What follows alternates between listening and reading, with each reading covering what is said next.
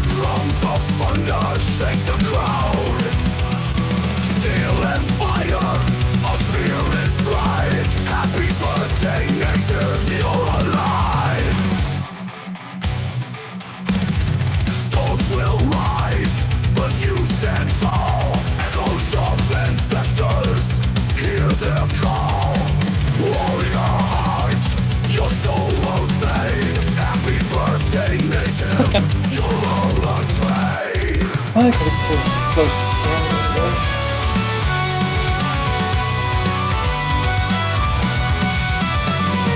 Storms will rise, but you stand tall. Echoes of ancestors, hear their call. Warrior heart, your soul won't fade. Happy birthday, native, never betrayed.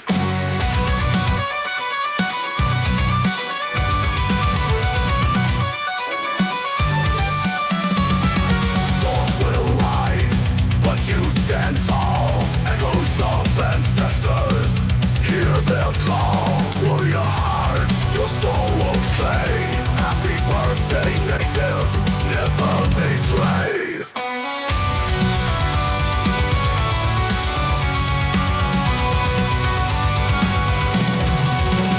With the axe, the moon will glow. Through the shadows, your power flows. Sacred ground, your kingdom vast. Happy birthday, native, built to last. Happy birthday, native, screaming loud. Drums of thunder shake the crowd. Steel and fire, our spirits thrive. Happy birthday, native, you're alive. Flames consume, but you remain. Immortal spirit, break the chain. Roar up the tribe, the song won't die. Happy birthday, native, touch the sky. Touch the sky.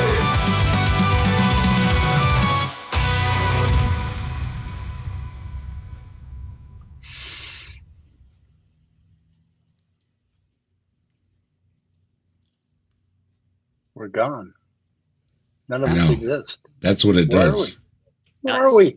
Oh no, I don't feel real. Yeah, thanks to Dragon Force for that tune, by the way. Yeah, I don't know why it made us squares. Oh, Yeah. and we're down to 4 as well. Yeah, So Yeah, ChatGPT. Nope. Chat- Don't play any more Yeah. tunes, please. there's, Yeah. sorry. Yeah, my audio messed up again, and so Ah. now I just have to pop out and back in. No, yeah, that is a setting because you can choose if you're circles, squares, or the regular screen. Yeah, well, I changed the screen size for the video, but then it made the squares, so I don't know. Anyway, we'll figure it out. It doesn't matter. It's all good. It's all right. I don't mind being a and- square. Yeah, we've also got the little beta version of the chat up on the screen now through StreamYard. So, yeah, we've got a little chat window on the stream. So that's it was just a little bit bigger StreamYard, but yeah, that's pretty cool. New toy going on there. So yeah, if I find out it's your birthday though, yeah, you just might get a song. Okay. Fantastic. As folks are finding out, right? And Oh, that's fun. happy birthday, Native, and appreciate your support and lots of great chats and a lot of different channels and everything. So I hope you have a great one. And with that, let's get to Michael here, and we'll see what Michael's got to say. You have a chance tomorrow or the next day. Give your bride a big hug for me also. And then the third subject is going to be the purge that we've seen recently from Facebook, and we're going to talk about how that's going. If you have a chance, go over to our Patreon page. There's a link here in the description on Facebook as well when it gets on YouTube. If you go over there, throw in $1 or $5, it really helps me out a lot. I could really use that help. Question of the day is, should Christians support legalized marijuana or not? So let's go to the main topic. Hello, that is a Samuel. tough So one. good to see you, my friend. Greetings to you, too. All right, from India. Blessings to you, my Does friend. not have anything to do Do with atheists religion. really believe in God? Do Researchers they? found that having They do. atheists merely asking God to harm them or harm others gets them just as upset as it does believers. Isn't that Really? Bang. I mean, Okay. That's got to be the revelation of the 20th century or 21st century. Yeah, okay. Yeah, it came out in the 21st century, didn't it? Yeah, that's quite the revelation that, these awful things people don't like. I'm glad to know that, really, I am. So skeptically pissed. Are you responding to him giving the bride a hug? I don't know. Because I thought that was, no. Oh, I trimmed it, I didn't quite trim it close enough. Sorry about that. But anyway. Well, I'm glad you included that part. Just a sample. Yeah, well, he's saying hey to his crowd and everything. That's all good, right? He's giving shout outs. I see you're getting married. I'd really like to give her a hug. So I have the list here. And let's read some of these, okay? And see if you would get a response as well, okay? Some of the milder ones are things like, I dare God to turn all of my friends against me. Which, it's like, maybe you don't really have a whole lot of friends anyways, right? So in this study, now, did they present a list to people of my friends will turn against me, and just that statement, and see what the response was or the reaction? Yeah, well, they do it with or without God. Okay, so you've got some of these are, I dare God to paralyze my parents. Well, so you start reading some of these, and you're like, who thought of these things, right? Pop my screen up, Dave, so they can see the list, the whole list. Okay. And nothing but the list. I was going to say that, so I must. Yeah, I beat you to it. Hope for them. Yeah. Well done. I can't, let me. Oh, let's see. I might be able to make that a little bigger. Let me see. Plus Zoom. Plus. Let me see if I can. There we go. Yeah. No, it's it. Now we can see it completely. No, I can't. I can't change the size here. Okay, that's all right. You can see it.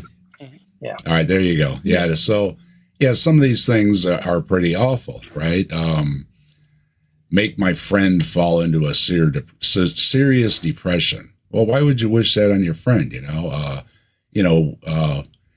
Wish cancer, home to burn down, parents to drown. All right. And then without God, okay, these are the ones to try and see if you get a reaction without God, like it's normal things to say. Kick a puppy in the face. Set homeless people ablaze. It's okay to kill lots ugly of Republicans. It's okay to unalive ugly children. It's okay if depressed people, do things. It's okay for incest. And a lot of other words I don't want to use on here. Well, of course you're going to get a reaction. Let's see. It's okay to wear glasses. Yeah, I wish somebody would, do awful things to my parents. I wish someone would do awful things to my friend. I wish somebody would be paralyzed. I wish somebody would be in a car crash. I wish somebody would get cancer. Right? Okay, there's the kind of questions they're asking. Now here's your challenge: nip that, cut that all nice and neat, and take him out of context. Let's destroy that. You said a lot of things. If you take it out of context, you sound like such a fucking person. Yeah, of course. Hey, Neil, how you doing? Good to see you. And skeptically pissed. Hey, Paul is here. Corky's here. We've got all kind of great folks stopping through. Good to see everybody. As Wes is saying, you're all these things, they're just, just reading them. It's like, it's like, who wrote this? You know what I mean? You're going to like flinch or whatever, you recoil or whatever a little bit. And, So this is a sampling of what he's talking about. Go ahead, Mike. Oh, Yeah, they did a contrast with instead of I dare God, they changed it with I wish, and they found that the wish stuff had a lower response across the board, basically believers and non-believers. Two things about this study. Number one, they did not take the religious background of the individuals that entered into the study. They never asked them if they were always atheists or if they, had been raised in a religious environment. And number two, they didn't replace God with the faiths. And I got the idea. I was petting my cat at the time, my favorite, and I love my cats. And I thought, okay, I could say a statement about wishing that the faiths would kill my cat, right? And I couldn't say it out loud.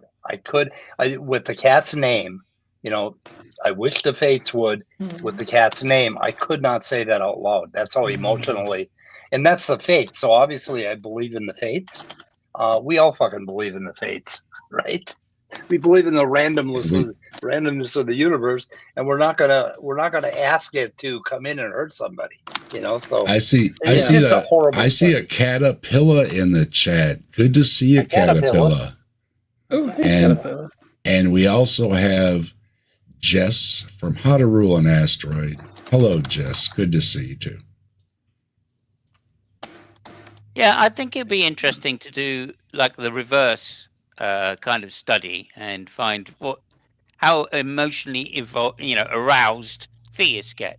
Because what struck me is that like I can go up to some theists and say, I'm an atheist and I've always been an atheist, and it's amazing how emotionally aroused they get.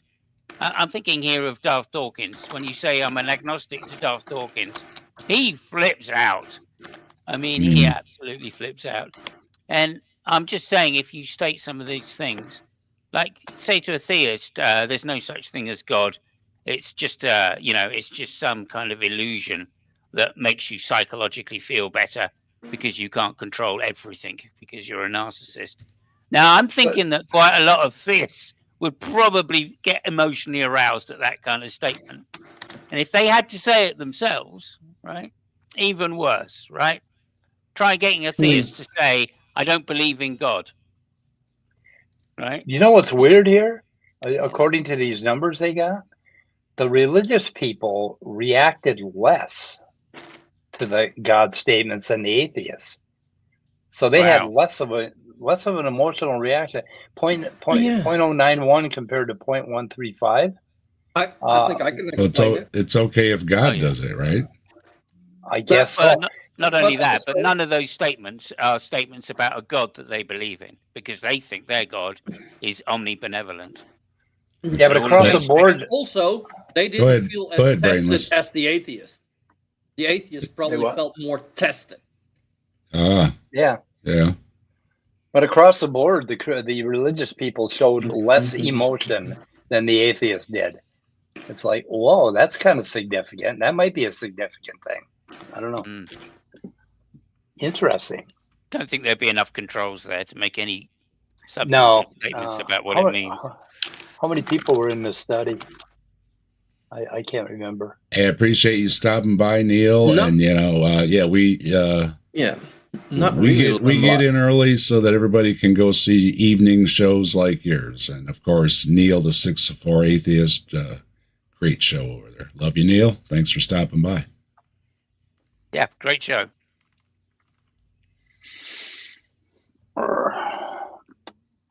We also have Rochelle dropping a link for Recovery from Religion.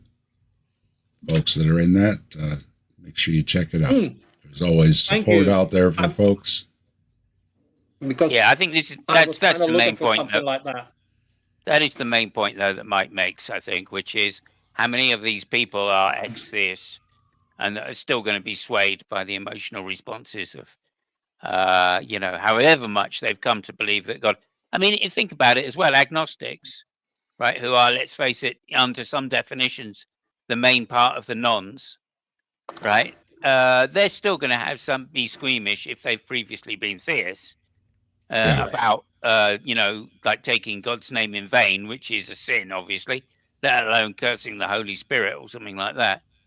Well, I'm thinking dark humor too, right? I mean, not everybody enjoys dark humor, but when you even telling some of those dark humor things, even if you're kind of chuckling, you're going, oh man, you know what I mean, and you're kind of still you're still recoiling from it, even though it's supposed to be a joke. You're still like, whoa, dude, maybe a little too far with the joke. You know what I mean?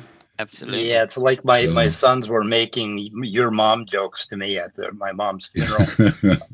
I raised those boys right. I raised them right. Yeah. And interested. Yep. They hook these folks up to a polygraph type of machine and then ask them questions. All right, now we got to stop already. A polygraph type machine. Okay, this is a finger sensor that conducts a conductivity sensor that goes on your fingertip, I should say. It's not a polygraph. It's very limited reactions of what they're getting on your finger. So how many people did they test this on? About 20. 20. That is just, Christ. just a shit number of tests. Oh my goodness. Huge sample size, really. I mean, yeah. And may I add something to that? Like you say, polygraph type of device. Okay. Do realize that the US is the only country that uses that in courts and shit, because that shit don't work.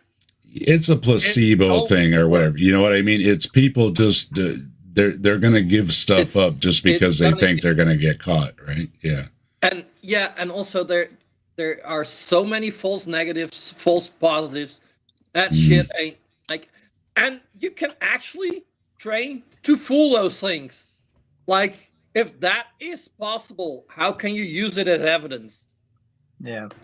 Because then you also have proof that people did not train to mislead it. So about 3-4 years ago, I went out in the yard during a thunderstorm, and I said, and I wanted to prove I was open-minded. So I said, God, if you're up there, strike me with a lightning bolt. And I was scared, but I wasn't scared. I wasn't so scared about God existing. I was scared of fucking lightning. Yeah, because what about that one time in what 7 or 8 billion that lightning did strike? I know. Just as I was finishing up grilling dinner a few days ago, a couple rumbles went overhead, and I'm like, yeah, I don't want to stand out here with that big dark cloud right over my head. It's just not a good idea, right? Yeah. I used to go out in like the same sort of thing, the worst possible weather, and I'd throw my fist up at the sky and I'd say, God, make me the richest man in this country. And you know what? It never happened. Never fucking happened. Yeah, but it might. You gave it a try, though. I did. I gave God his chance, and he fucked up. Yeah. The researchers write that inclusion of sentences that dare God to do things that are bad, and sentences that dare other agents that are not God to do bad things, the arousal only kicked in when the atheist asked God to do bad things. So notice that. Oh, it didn't matter who. No, that's not true. It's they were getting reactions out of all the different things. No, the God is the Father, and they just happened to pick old atheists with a daddy kink. They were like, "Oh yeah, Daddy, punish me." Yeah. And once again, you're having an atheist read something about God, and I think you're already going in. You're already going to be like, okay, oh my, Paul Thompson, right? Magic, right? So it's silly in so many ways, but yeah. So, but he's trying to really push it that only atheists have a response. And like Mike said, the believers had less of a response, but they still had a response. Yeah, I got the numbers up here. So like even to the neutral things, there was an emotional response, right? Like 0.021. Then right here, the religious people 0.091 and atheists 0.135. They responded more. So does that mean that religious people don't have any feelings? I don't know. Yeah, is that an empathy rating, right? Yeah. Right. Yeah. And then study 2, I don't know, study 2, the atheists. It could also mean that atheists have a higher moral standard. Yeah. Yep, and here's what ChatGPT said about probably. it. It's one quirky small N psych physiology study that measured sweaty palms while people atheists included red lines, I dare God to kill my parents. Skin conductance went up for everyone. From that, authors floated the headline-friendly idea that atheism is only skin deep. This is ChatGPT. It has since become a favorite citation in apologetics blogs, but has not been robustly replicated and is riddled with design caveats. Well, this is the first I've heard of it. Yeah. So this guy, we'll give it to Michael. He's out in front of the other apologists. Oh yeah. Yeah. So this is the study that they did, and then why the headline is shaky, tiny convenient sample, confound God plus horrific content, skin conductance is not equal to implicit belief, cultural baggage, not theology, no replication, no follow-ups. All the findings have been spun. Blogs and op-ed pieces ran with atheists secretly believes in God. Apologetics outlets cited as empirical proof Romans 1 was right. There you go, Romans 1. Again, in academic literature, it's only occasionally invoked in discussions of I'm not sure what that is. Let's see, okay. Need to go for one line. Okay, and then I asked it about, did they control the study by asking atheists to use statements like asking a random person to do harm to others, and then I followed it up with asking a random person as opposed to asking the fates or asking, just like for some reason the fates is a scary thing when you ask it to do something, because like I said, I couldn't even get myself to utter the words to hurt my cat. So anyway, so it just tears it to shit. So screw them and screw this. But there's also batteries of assessments or tests that different universities have come up with that test religiosity and your propensity for superstitious or magical thinking. And, it would be fitting if this was a legitimate test. Once again, this is just a 20 people with little Band-Aids with electrodes on their fingers doing the test. I mean, but you would think that in providing the study, they would also have them take those assessments to see what kind of baseline they're starting out with in people. Like somebody said earlier, are they coming from a religious background or a fundamentalist background, especially?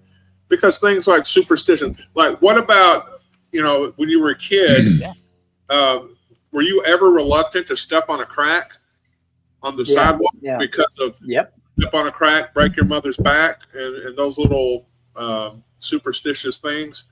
We're superstitious animals. That's how our brains work. Or when we imagine bad things, or when we imagine doing bad things to people, decent people are going to have a bad reaction internally.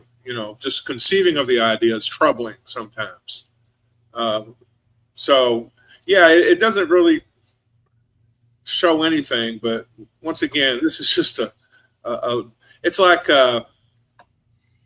like somebody's little chemistry set experiment with on your best friends or something from school. It's not serious. Yeah. And this Scott, folks, hold on real quick. Hey, Paul in the chat, give it a rest, please. Otherwise, we're going to have to delete your stuff. All right. And hello, Ed. Thank you very much for joining us. And Skeptic Philosophy Farm is here. Ryan's here. Frank is here. Lots of great folks stopping through. Hello. But yeah, let's watch the language, please. Yeah, we don't need that here, right? Even if you're just joking around, okay? Yeah. So the most flawed part of the study, the reason you could tell it wasn't serious at all is this, that in the experiment they did, they recruited atheists and asked them what their current belief was. Take care of that, wrenches, please. Thank you very much. What the hell is wrong with Paul Thompson? I don't know, but wrenches, you know what to do. All right. Hey Dane, how you doing? There. Yeah, we just a heads up. How about we hide him from the channel and not just time him out? I think that's probably the best way forward. Yeah, I think so. Yeah. Yep. Let's see. Hide user on this channel. I just did it. So, okay. Okay. Anyway, what else we got? Let me. I'm putting my big wrench on it. Yeah. Please. If you want to do that stuff, go do it somewhere else. Okay. Yeah. And Leo, how you doing, Leo? Good to see you. Hey, Leo. Yeah, go do that on, like, I don't know, the channel of somebody I don't like. I can't. Nothing comes to mind right now because Jim Boob. Jim, go do it on Jim Boob. Jim Boob. There you go. Jim Boob likes that stuff. Yeah. He says, like, if Jesus heard what you said, you'd be ripped apart. So Jesus doesn't exist because apparently God and Jesus are one and are omnipresent and know and hear everything. So they don't exist because they didn't hear you. And you're not going to say stuff to people in the chat either. I mean, that's just, I don't have rules for my chat. You know what my rules are for the chat? What most of us have. Don't be a dick. I mean, that kind of stuff is just, you got nothing better to do? Okay. Goodbye. He could have said exactly the same thing and not get banned. But just you can be a dick to people in my chat. You just can't attack them for immutable characteristics. Yeah. Yeah. Well, I guess all this talk of theism was arousing him. So there you go. Got arousing. I guess. All right. Speaking of. Thank you. Else they asked to do bad things. If they just wished it, nothing happened, no response, as they're hooked up to this lie detector type of test, this polygraph type of test. But when they asked God, these atheists, to do bad things, dared God to do it, they reacted. See, atheists really do believe in God. How? Again, I know we're kind of pointing out they just had a empathetic reaction. Well, not only emotional that, reaction, a repulsing reaction, It's not only that. Obviously, look, atheists recognize that a lot of harm has been done through the dogma of religion, and it's the dogma that makes good people in the church do bad things. And even if you think that asking God is that, in some sense, that's saying that it's giving a pass for these good people to do God's will, which obviously atheists are dead set against, or at least anti-theists are, like myself. So, it doesn't even matter, right, whether you use the word God or not. The very fact that all this the evil has been done by religious people in the name of religion is enough to make this stuff triggering for atheists and anti-theists.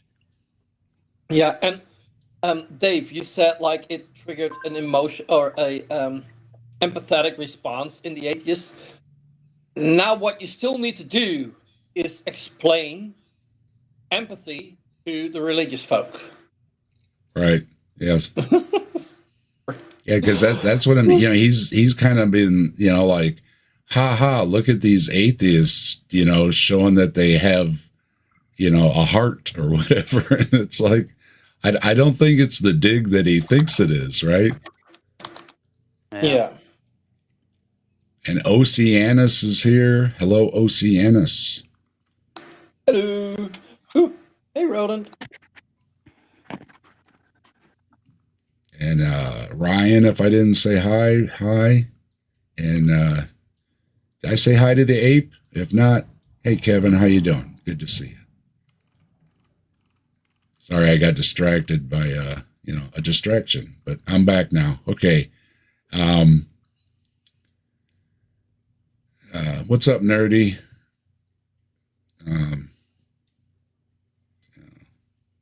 Don't tell me they're back. Somebody watch Mike's chat, okay? We know that because Romans 1 says this. Oh, is he over there since the too? creation of the world, his divine attributes are clearly seen, being understood by the things which are made, even his eternal power and Godhead. Oh, no. You know what this means? No.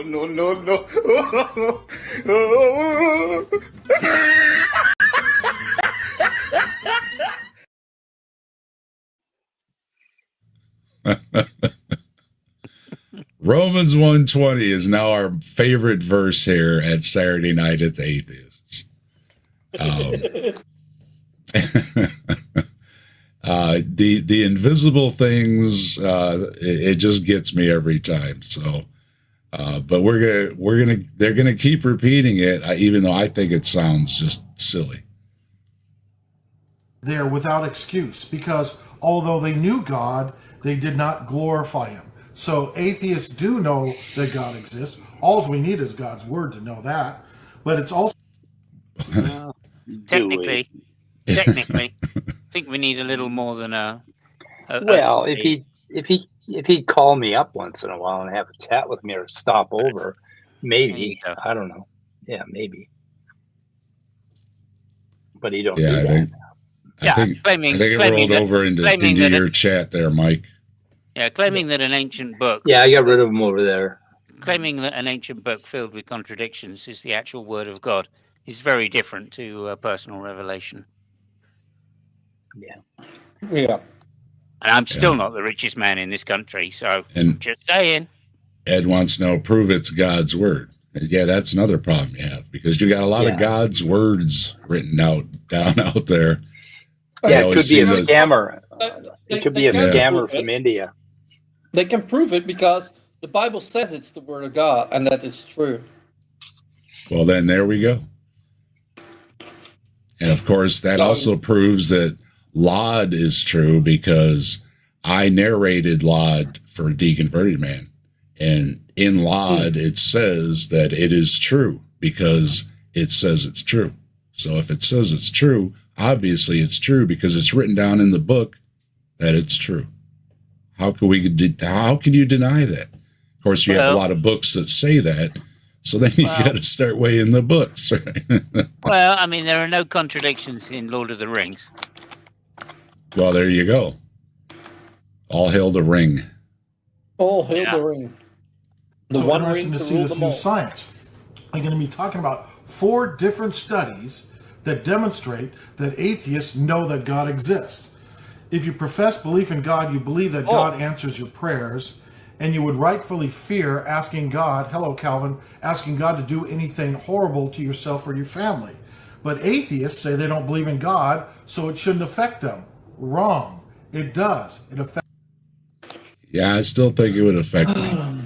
Because when I was reading the list, I was like, ooh, kick a puppy. I mean, you just kind of, why would somebody do that? You of course, you just have these reactions. I don't see where it's, again, he thinks it's a dig on atheists, but it seems to show that we're showing, a heart and you guys are not. I don't see how he's seeing it as a winning argument. Yeah, I think you're right. They could have done another study with another 20 people. Fucking 20. They could have said they could have said the wins.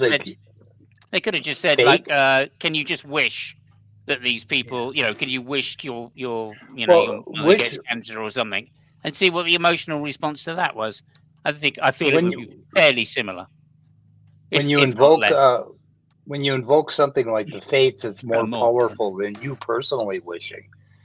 That's my point. I mean, if you invoke anything that's nebulous and and has a powerful concept in your brain, because that's how our brains work. Sure. You know, we don't tug on Superman's cape. Yeah, it wouldn't affect me. It would be no different for me personally, Mike. But I don't Ton- think well, or anything.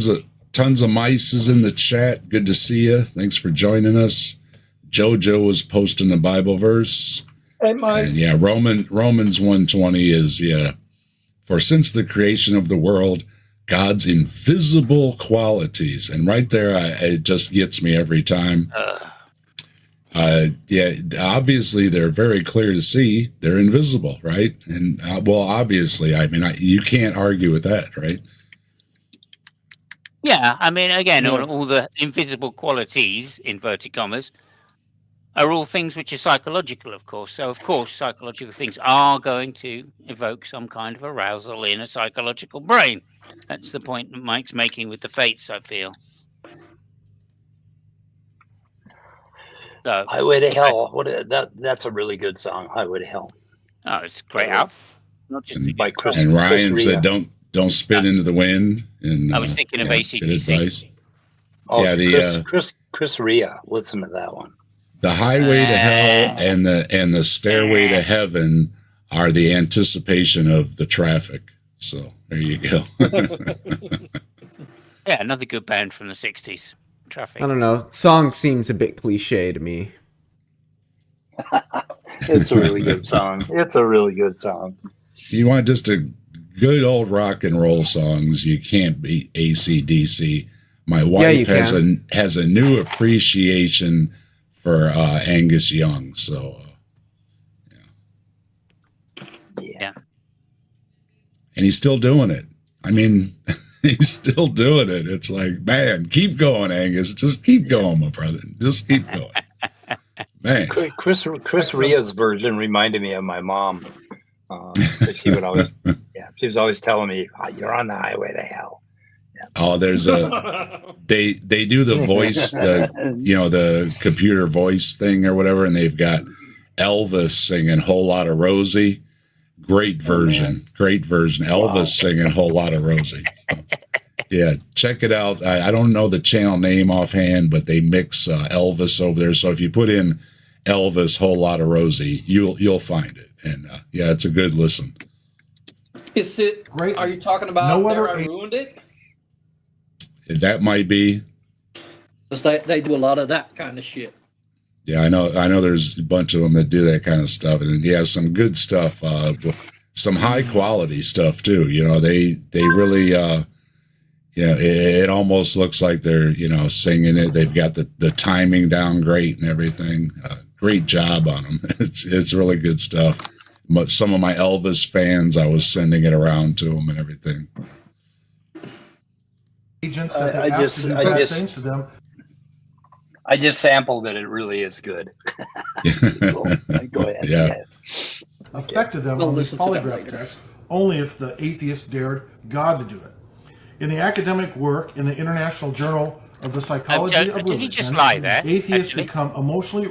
Could you just go back? I think he said it only happened when the atheists declared God. That's what he keeps saying. Yeah. Yep. But they didn't test if it worked with anything else. So. Well, Mike showed that the reactions were there. It was just seemed to be a little bit higher with the atheists. Yeah, even if you wish good things, you get this emotional reaction. You're going to get some damn thing. Sure, but the point is they didn't use anything else other than God. Yeah, I could never pass. I could never pass. So we haven't got anything to compare against. Right? Well, and the finger, like I said, the finger testing, it basically reacts to anything. So almost anything will get a reaction. So it's totally pseudo, right? It doesn't mean anything. Because you could say I like chocolate ice cream and it's going to react, and you say I like vanilla ice cream and it's going to react. It's just whatever, you're going to get a reaction. That's why this thing is so badly flawed. And I think Mike even said that it, happy, things or whatever, it doesn't matter. And anything, it gives a reaction through this finger thingy. They should have asked the same of Mohammed or whatever the hell he is, the Muslim God thingy. And I think they would have ended up with the same reaction, because there's a whole lot of people in the world that believe this, and we all know this.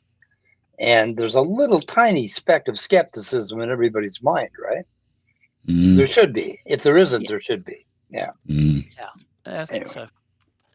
It's hard, And, even if you work out or try your hardest not to be superstitious, and there's still that feeling that you maybe you're missing something, or Yeah, I bought a lottery ticket today. I'm definitely superstitious. Why the hell we know would I about invest? we know about you, Mike. We know that you yeah. are, Mike. Right? Oh, But okay. I've personally done work to stop myself being superstitious. Like I remember being a teenager and thinking, oh yeah, no, if I just do the same thing, like this happened just before something good happened to me. It could be that, and then me replicating that thing just before I was going to do something where I wanted to do well. Right? And I remember doing that compulsive? and thinking, oh, not really, no. But I do remember, superstitious is the way I would look at it. But I do remember thinking, oh, that's just bullshit, because I did a trial, right? And sometimes it worked and sometimes it didn't. And it was about 50%. So obviously it's bullshit, right? So I then went about saying, right, I'm not going to do superstitious thing because it's a complete waste of time in my life. Why on earth would I bother with that? And so I used to do OCD things. Like when I walked, I had to walk in a certain rhythm according to some algebraic equation. And if I didn't do it, I thought that I was going to die. And when I was a teenager, I was really fucked up. And it just got horrible. I mean, tons of things like that. I'd play these patterns, and the pattern had to happen. Otherwise, something really horrible would happen to me.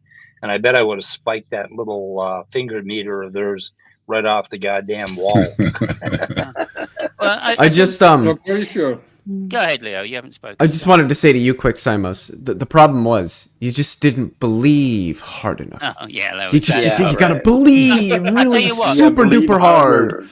I'll tell you what, when I got into my 30s, all right, I honestly thought, I realized, I looked back at my 20s and realized how much harder and how much more practice I put into playing guitar and practicing guitar than I would have done in my teens. Because in my teens, I thought I could just go to a gig, I could hop, skip and jump in a particular pattern, and I would have a good gig. Whereas, in fact, what actually happened was I realized that if I put in 2 hours practice in the afternoon of a gig, I played better. I actually, I had a better gig. So it was nothing to do with superstition. It was all to do with discipline and practicing in the right way. Consistency. And all those poor rabbits are walking around on crutches for nothing. There you go. Aroused when daring God to do terrible things. Researchers asked the subjects to make horrifying statements. Some statements like kicking puppies or their parents drowning. Some dared God to do some awful stuff to their loved ones or to puppies or themselves. They had no reaction on the polygraph, neither did Christians, unless they invoked God. That's bullshit. No. Right there is bullshit. No. Again, I did a study about this. I remember going through a period where every puppy I saw, I used to kick, just to be certain. And, I was emotionally involved every single time. It was unbelievable, just as much as if I didn't kick them. Yeah. I would be very curious to see this study done specifically on Christians who make statements about God wanting to harm groups of people they don't like, and let's see how aroused they get. Like something like, I don't know, I want God to burn all the brown people in America, or I want God to genocide the trans away, or something along those lines. If they'd probably just get get a little chub going on or something. I guarantee it. Yeah, well, also you could make statements like Jesus never resurrected, or whatever it is. God should. Imagine that though, a Christian. Jesus never. Yeah, right. There you go. And start fucking choking him down. Or Jehovah should never have genocided the Amalekites or whatever it is. You know what I mean? Just any of this shit, right? I'm glad Jesus was a bastard to animals, right? Like driving pigs over. Yeah, I know, the poor pigs. And I just saw a discussion where somebody said that that doesn't necessarily mean that it killed the demons. And it's like, exactly, they just drove the pigs to their death for no reason. It seems to happen a lot in the Bible. Poor animals. So I see in my chat, Smoky Saint is trying to rise from the dead. I see. I'm still not convinced that's him. Smokey came through, I think, last week or something too. Yeah, and, he did. Yeah. So did. He is risen. Yeah, we've had a few other folks stopping through. From YouTube death. That I don't know. Yeah, I don't know if we're doing something right or something wrong. But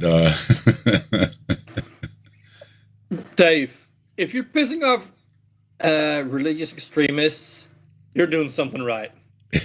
Yep.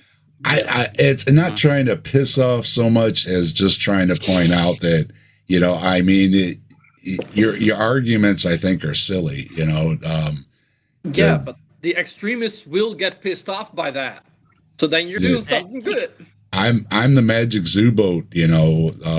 I'm stuck on Magic Zoo Boat, and it goes across Islam and everything too, because they all believe in Magic Zoo Boat story. So it's just become so ridiculous. Wouldn't that be a great name for a child's show?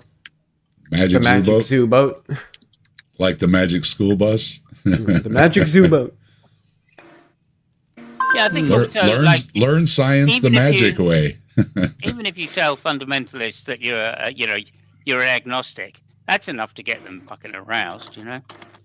Oh They yeah, hate that shit. Oh, I'm an agnostic. Oh god, that means I'm gonna have to believe God. Oh dear. And off they go, getting in in a state. Jim Jeffries addressed that, where he said you got to imagine like a train, okay, and in the engine compartment you have the atheists and all the scientists and engineers and everything, and then in the middle car there you've got the agnostics, and those are the wishy-washy fucks, okay, and then in the back that's where you've got all the believers, right? And at some point the guys in the engine car got to be thinking, you know, if we just pulled this pin, we'd go a lot faster. Yep. Oh, that's great. That's European history. That is European history down to a fucking T, right there. The test subjects, about half were atheists and about half were Christians. Isn't that interesting? It's important to note. Actually, it wasn't. It was like 13-6 or something. So that was a problem, too. It wasn't even a 50-50 split. That the study took place in Finland, which has a much higher proportion. Brainless? Like this dude, like, so he's citing a shit study, and he's misrepresenting it. Yep. So he's really doubling down on the bullshit. Heck yeah. Did you expect any less here at Saturday Night at the Atheist, Brainless? I deliver, okay? I deliver. And it was done in Finland. Come on, Brainless. Yeah, and it's not a very religious country, which he's going to point out here. So that makes all the difference where it's done very poorly. Doesn't mean it's not superstitious, though. Portion of atheists and agnostics in America. Yet America, of course, is the greatest country in the history of the world. It's not perfect by any stretch, but it's the greatest country by far. America. Is he going to say fuck yeah? America, fuck yeah. America, great. Fuck, man. Oh, and he's fucking saying it with a straight motherfucking face. Long live Lady Liberty. Yeah. The raccoons pick a great time to go. You can't really say that though, because if you just read the message stamped on the Statue of Liberty, conservatives' heads would fucking explode. They don't like that at all. Yeah, give me your tired, you're poor. Yep. They don't care about the tired and the poor. Give me your statues and your luxury jets. Gold toilets get your front row seats. And you know what's funny is every single one of these hillbilly fucks, if I just made them get born in Germany, they would be like, Germany is the greatest country in the history of the world. If I put them in the United Kingdom, they talk about how England is the greatest country in the history of the world. If I put them anywhere in the world, they talk about how that country is the greatest country in the history of the world. Because it's the one they're from. I don't think Yep. there's any country that is the greatest of the world. Yeah, there isn't. mo- There never has been. Probably No. never will be. Well, I'm sure there must be a greatest country. It's just what are the criteria that makes a country great? Well, God only Yeah, cares and- about the United States. I mean, Depends. Depends. don't you listen to all the prophets that talk to God? God only seems to care about exactly what's going on in the United States. So, But only with respect to the white people in the United States, funnily enough. sure. and- But is The that white notable suburbanites in argument? America, not the poor, not the The poor. rest, Nobody likes the rest the are poor. Fuck the poor. smited. The rest are smited. Yeah, and Is it's- that it's- is that the modal argument? The greatest country? There has to be a greatest country. Well, there has The to be modal one, yeah. argument for God. Yeah. There certainly has to be one because there are a limited number of countries. It just depends on the criteria, Dave, Mike. You know what I'm saying? And Well, if you, God seems- if you go by population, then China is the greatest country in the world. God seems very concerned about what's on Fox News. So it seems very, very, directed all of its universal concentration onto what's going on in part of our country by what some of this is reported on. And got everybody all worked up about over nothing. That's what God is concerned about. The sorry, starving children and everything. I mean, you've got some silly bill to pass in Utah or something, and that's what priorities God's taking. Yeah. Just so everybody knows. No, It'll but save you- also, like, I've heard somebody actually say this. They guess who they called the greatest American that has ever lived. Was it Thomas Paine? His name is James Cameron.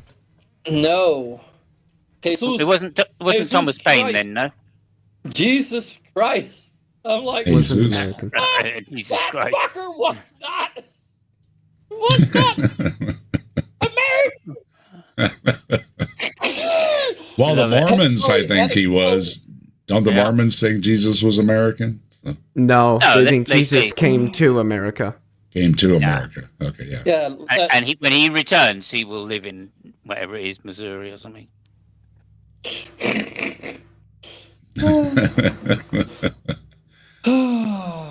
Brainless is entertained. I'm happy. Massive amount of Christians. That's no accident, right? But according to one estimate, most Finns say they do not believe in God. But as we'll see here, they actually do believe in God. They just say this. In one study, they had the test subject You hooked can up to look this at lie someone's- detector type of test, this polygraph type of test, and also believers. And they asked them what bothered them the most. And what bothered them was having God invoked in bringing harm to themselves or their parents. If they asked to have cancer upon themselves or for their parents to be killed, the machine would react if they invoke God. If they did not invoke God, the atheists and the believers, nothing happened. Nothing. That's wrong. It's again, that's wrong. I don't know what he's looking at, Yeah. but that's wrong. And about that, like, were some No. people given different people given the same statements, but different ones had God in them than the other people? Like, what one person would say, like, "I wish a terrible disease on my parents," and Yeah, I think the other that- ones gets, "I wish God would give my parents an awful disease." Yeah, there's if you invoke something outside of yourself, basically, if you wish it, they got less of a response across the board, religious and non-religious. But if you wish something outside of yourself, some power outside of yourself, which they did not test for, like I said, they should have tested for Muhammad, for the gods, for Zeus, for Yeah. pagan rituals, all that shit. They didn't. If they Yeah, tested no, for that, but what I'm saying is, like, because if you have like more horrible questions always linked to asking it to God, then you Oh yeah. you can really just Bias it. make your results say whatever the motherfuck you want.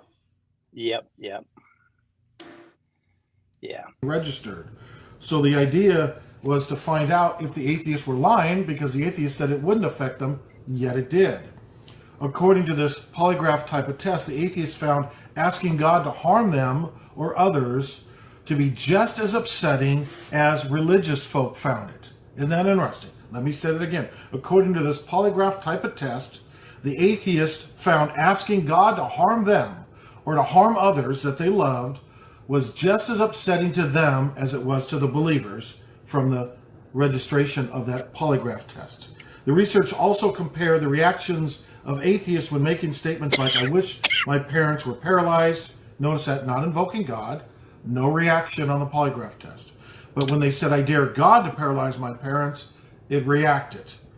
One statement without God and the other invoking God. Only the one invoking God did the atheist have a reaction on that can't be right, polygraph Mike. type of machine. Mike, are you there, Mike? Mike, are you there? Come back, Mike. We need you. So is that right? Is that right that the negative statements where they weren't invoking God, there were no signs of arousal from the atheists? Is that correct? No, there was arousal, higher arousal for negative statements than there were for the neutral statements, and even the neutral statements had some arousal. So, yeah, okay. No, he's going a little bit further. Shit up again. Okay. He's making shit up, right? Atheists were, like believers, more bothered by the statement, I dare God to paralyze my parents, than if they did not invoke God. Amazing. Yet they say, I don't believe in God. And some of them really get angry about it, very aggressive. Why is that? Because they know God exists. They just hate God. They don't want to live with God. You consistently say dumb shit like that, and it pisses people off. And if you just shut the fuck up for once in your goddamn privileged life, people wouldn't be so upset with you. Every time you open your ignorant fucking flaps and express opinions about things you clearly have no fucking understanding of. And I've said it before, I will repeat it. Somebody who believes in God but hates God is a miso or a mesotheist. Okay, there's a word for that. An atheist doesn't believe in God, so therefore it doesn't hate God. Okay, this guy supposedly wrote books, and you should at least know there is a word for somebody who believes in God and hates God. Look it up. Okay. Anyways, that's another error. And we're gonna, if that's a baseball hat, we're counting errors here.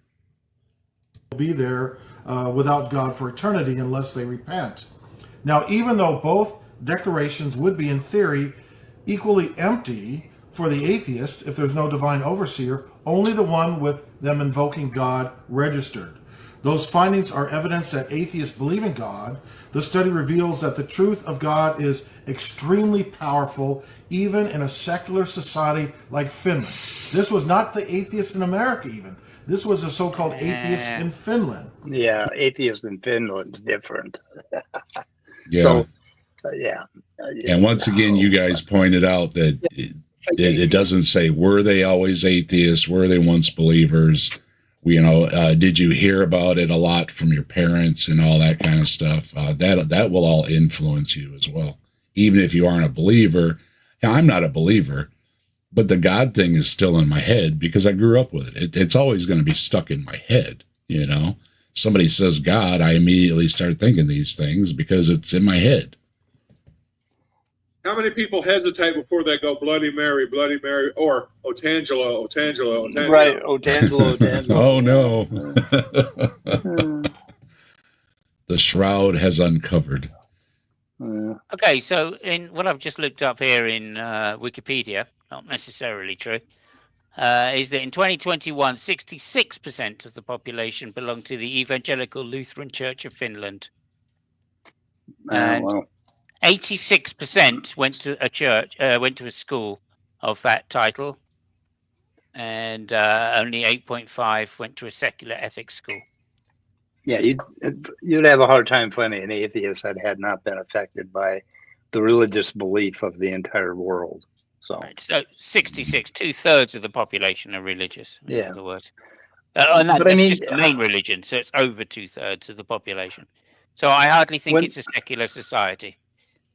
Fibbing again. when the wind is blowing, go out for a walk in the woods, by some trees, and say, "I wish a tree would fall on me," and then say, "I wish the winds would kill me," and you'll notice a difference depending on whether or not you're invoking something that is really fuzzy and not specific. You're invoking the forces of the universe rather than, which is the same as what you would think God was, right? The forces of the universe. And you will have an emotional reaction. The reason you do, even as an atheist, because an atheist is not a fucking machine.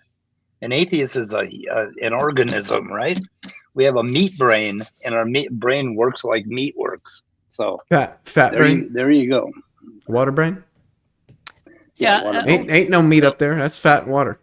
It's mostly also, I water, think- yeah. Also, I think that, secular, isn't that impressive anyway, because as I said before, the largest part of the non-religious, are agnostics anyway. So I just think that there are very few atheists that hold the position that they deny the existence of any gods wholeheartedly, and therefore are strong materialists in terms of there can't be a supernatural. And I think that's what you need in order to really, dismiss these statements of, belief in words have power kind of thing, which, let's face it, is ingrained in most languages anyway. I just think it's you have to make, if you were to do a study which had any meaning at all, you'd have to be a lot more careful about the background. It'd have to be a lot larger study. And you'd have to be a test lot more tests variables. for variables, because Yeah. clearly there is a difference between somebody who's a strong atheist and somebody who just doesn't believe in the existence of God, rather than somebody that knows that no God exists. Well, Yeah. nobody knows no God exists because nobody can show that's a true statement. Well, it depends on your definition of no, doesn't it? Really? Yeah, I mean, More- according to I'm the more- standard definition, that's that nobody knows God Yeah, exists well, or doesn't exist. like I say, I just think that it depends on, if you think that the definition of God is the classical definition, classical theism.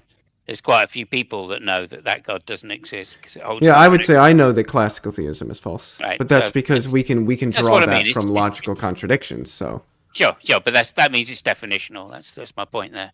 yeah, sure. I'm just saying that they're like people who say, "Well, I know there is no God." No, you Right. don't. You might know depends on there your is no definition. certain types of God, but generally speaking, no. Because when we use God broadly, we're not really referring to classical theism. We're referring to just like a general theism. And we don't know that that's false. I It believe depends. that it's false. I believe very strongly that it's false, but I do not know that it's false. Right. Well, my definition of God includes a contradiction, so I believe that no gods exist. And I would go so far as to say that verges into 99% knowledge, which is close enough for me to say fuck it. Yeah, but it's not close enough to go out in a lightning storm and scream, "God, strike me down with a bolt of lightning." You're still going to fuck feel. me. Depends on the size of the. depends on the size of the metal pole you're holding. I'm literally Yeah, not well. superstitious at all. And a bunch of folks dropping in on both chats. What do I you got a got? bunch of people. Nymek, is that how you say that? And I see Nymek, John. yeah. I see Michael Bell over here. How you doing, Michael? Good to see you as well. Yeah, and we got a JoJo that was dropping some biblical passages. JoJo God Oh. tier, Yeah, and one of them JoJo. was one of You them got was Pi Luke Pi. 14. Luke 14:26. If anyone comes to me and does not hate father and mother, wife and children, brothers and sisters, yes, even their own wife, such a person cannot be my disciple. Does that sound like a cult leader? Some versions say you are not worthy to follow me. Yeah. And whoever does not carry their cross and follow me cannot be my disciple. That sounds like a cult leader. That's bad. It's That's an bad. it's an all or none. You have to be all in, even if it means losing your family, friends, and everything else. Or Yeah, I answered this phone call the other day from an unknown number, and I had this guy with an Indian accent. That's exactly what he said to me. Then he wanted my credit card. The truth of God is lodged deep in humanity's spirit. And so we know that. That's good news, Red. I'm so glad to hear that, my friend. Hope to see you at church soon. We're praying for you. The researchers write that the inclusion of sentences that dare God to do bad things and sentences that dare other agents to do bad things, the arousal was only linked to those daring God to do bad things. Yeah, Another but that's so study fucking sexy. primed both atheists and Christians with God-related words like spirit and divine. Then, after they said these words, they had them complete a stress-inducing task, also hooked up and measured, right? Those primed with God-based words were more persistent and were also more anxious, whether they said they believed in God or not. They were equally anxious. There you Nebulous go. words. See? Nebulous words. Yeah, he just gave it away right there. Yep. It's in the wording. Exactly. And also he gave it away because he was using the weaker version of atheism, which includes agnostics, of course. So, and they're just simply saying, look, I don't know, right? I don't know whether God exists or not. So obviously you'd expect them, when using these bad words, regardless of whether God is in mentioned or not, to have those kind of responses. It's just how bad do you want it to be? How bad? Michael says been busy lately with Know Your Rights group and assisting with the Houston Amnesty International. Busy, cool. And good for you, Michael. Thank you very much. Yeah, good work. Needed. Just when invoking God, whether they were atheist or a believer. Another study, here's the third one. This is interesting. Hello, Steph. So good to see you. Hope things are going well. Greetings from Granbury. Another study found that the same priming method of mentioning God or something religious, both atheists and believers were more generous towards strangers when reminded about God. Even the atheists. So this is a tacit thing going on with the atheists because they're in the front of their mind saying, oh, I don't believe in God, I don't believe in God, I don't believe in God. Yet they know God exists, as Romans 1 tells us. Well, it's funny because that's not concludable from literally any of... I could grant every fucking thing this guy has said, and that still does not even come remotely close to allowing you to infer that therefore somebody knows that God exists, which has its own epistemic problems anyway. And one more time. No.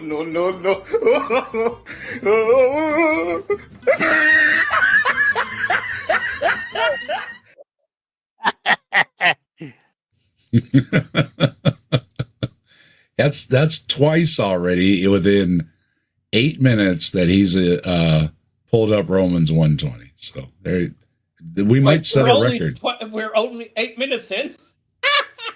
Yeah, right. Coming up here, I think he starts getting lippy about atheists. If he doesn't hit it, I'm gonna skip a little bit because it's pretty quick here.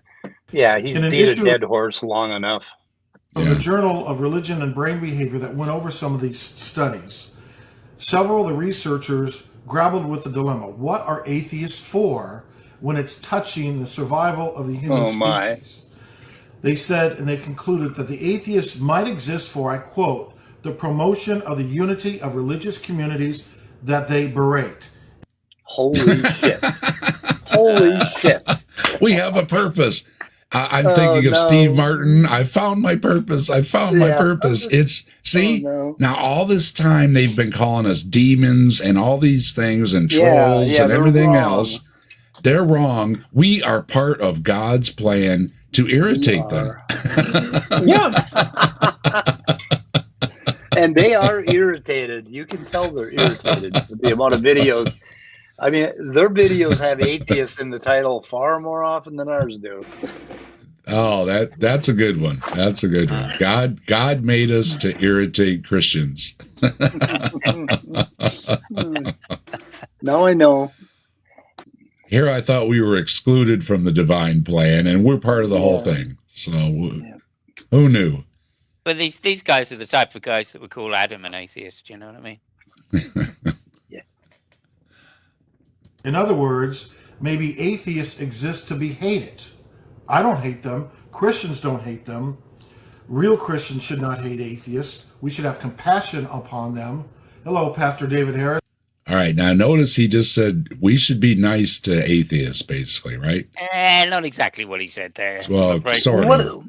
Wait a minute. What does it mean to have compassion on me? Yeah, not to hate us or yeah. And I would just point out to people to look on his top shelf and see what kind of compassion he's really talking about.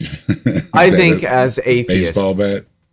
It is our duty to fill our fellow theists full of commitment, camaraderie, and compassion.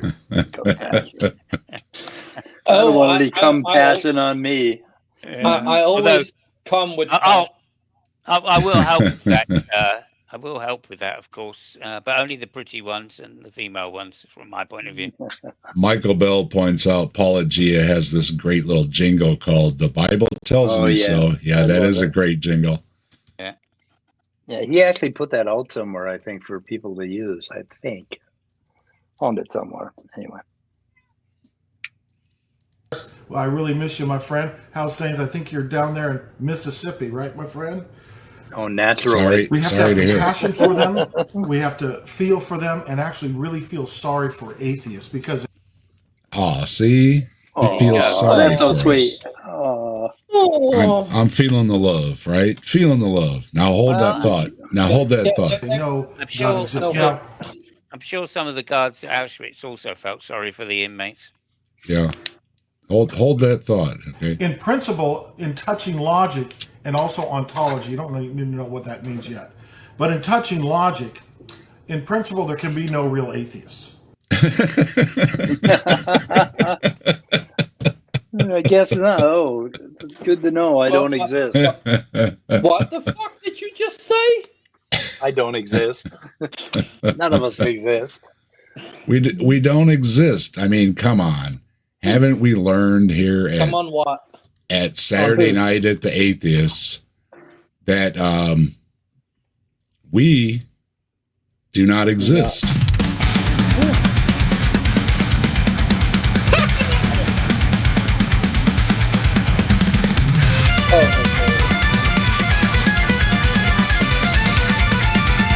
No such thing as an atheist. You guys do not exist. Hey, answers in atheism, and that desktop idiot, and that desktop idiot, and that desktop idiot, you're fool.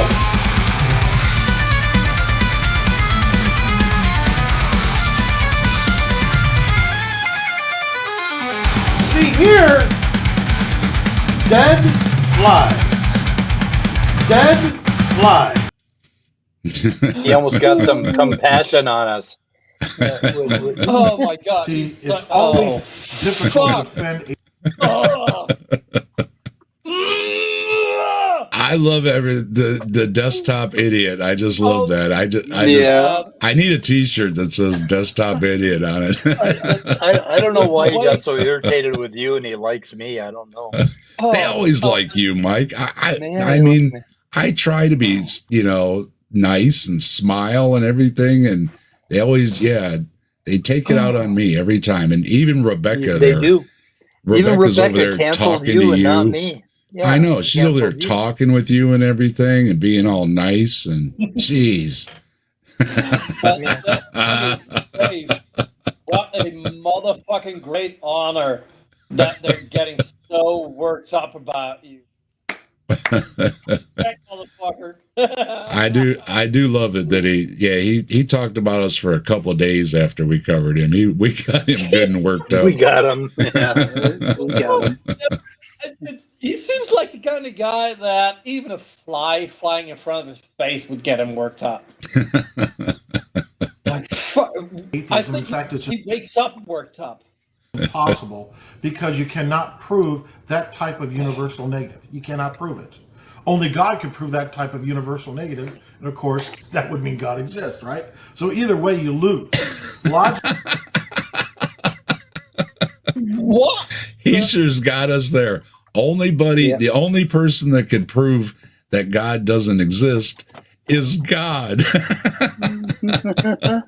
Oh, you got me, Michael. You got me. I don't know what to say. You know, You just got me scratching my head on that one. And you know what? The only one that can prove that Bigfoot really exists is Bigfoot. So, something to ponder. Logically, there cannot be any true atheists. For one to propose that God does not exist anywhere at any time, one would have to know all things and be omnipresent, eternal, and infinite. That, of course, would make you God. So the only person in the universe who could possibly not believe in God everywhere and always would be God. In other words, He has an identity crisis, in other words. What the fuck? God is the ultimate atheist. He doesn't believe in himself. Now, these are interesting arguments. I'll have to give it to him. But I don't think I've actually heard it before that only God could be an atheist. Yeah, but that's a new one. Like he just said, like they should feel sorry for atheists. I'm sorry, dude, but I'm feeling sorry for you. Like, what is that? What's that baseball cap keeping warm? It ain't no fucking brain. Holy fuck. Yep, I feel bad about that. He feels proud of himself, though. I mean, he thinks he's got a good gotcha there, you know. So claps for you, that makes you know. It worse. That makes it even more tragic. Yes, so fucking sad. that doesn't make sense. One would have to be God to be a true atheist, and that is theoretically, logically, and rationally absurd. In Romans 1, as we read earlier. Oh, no, not again. No.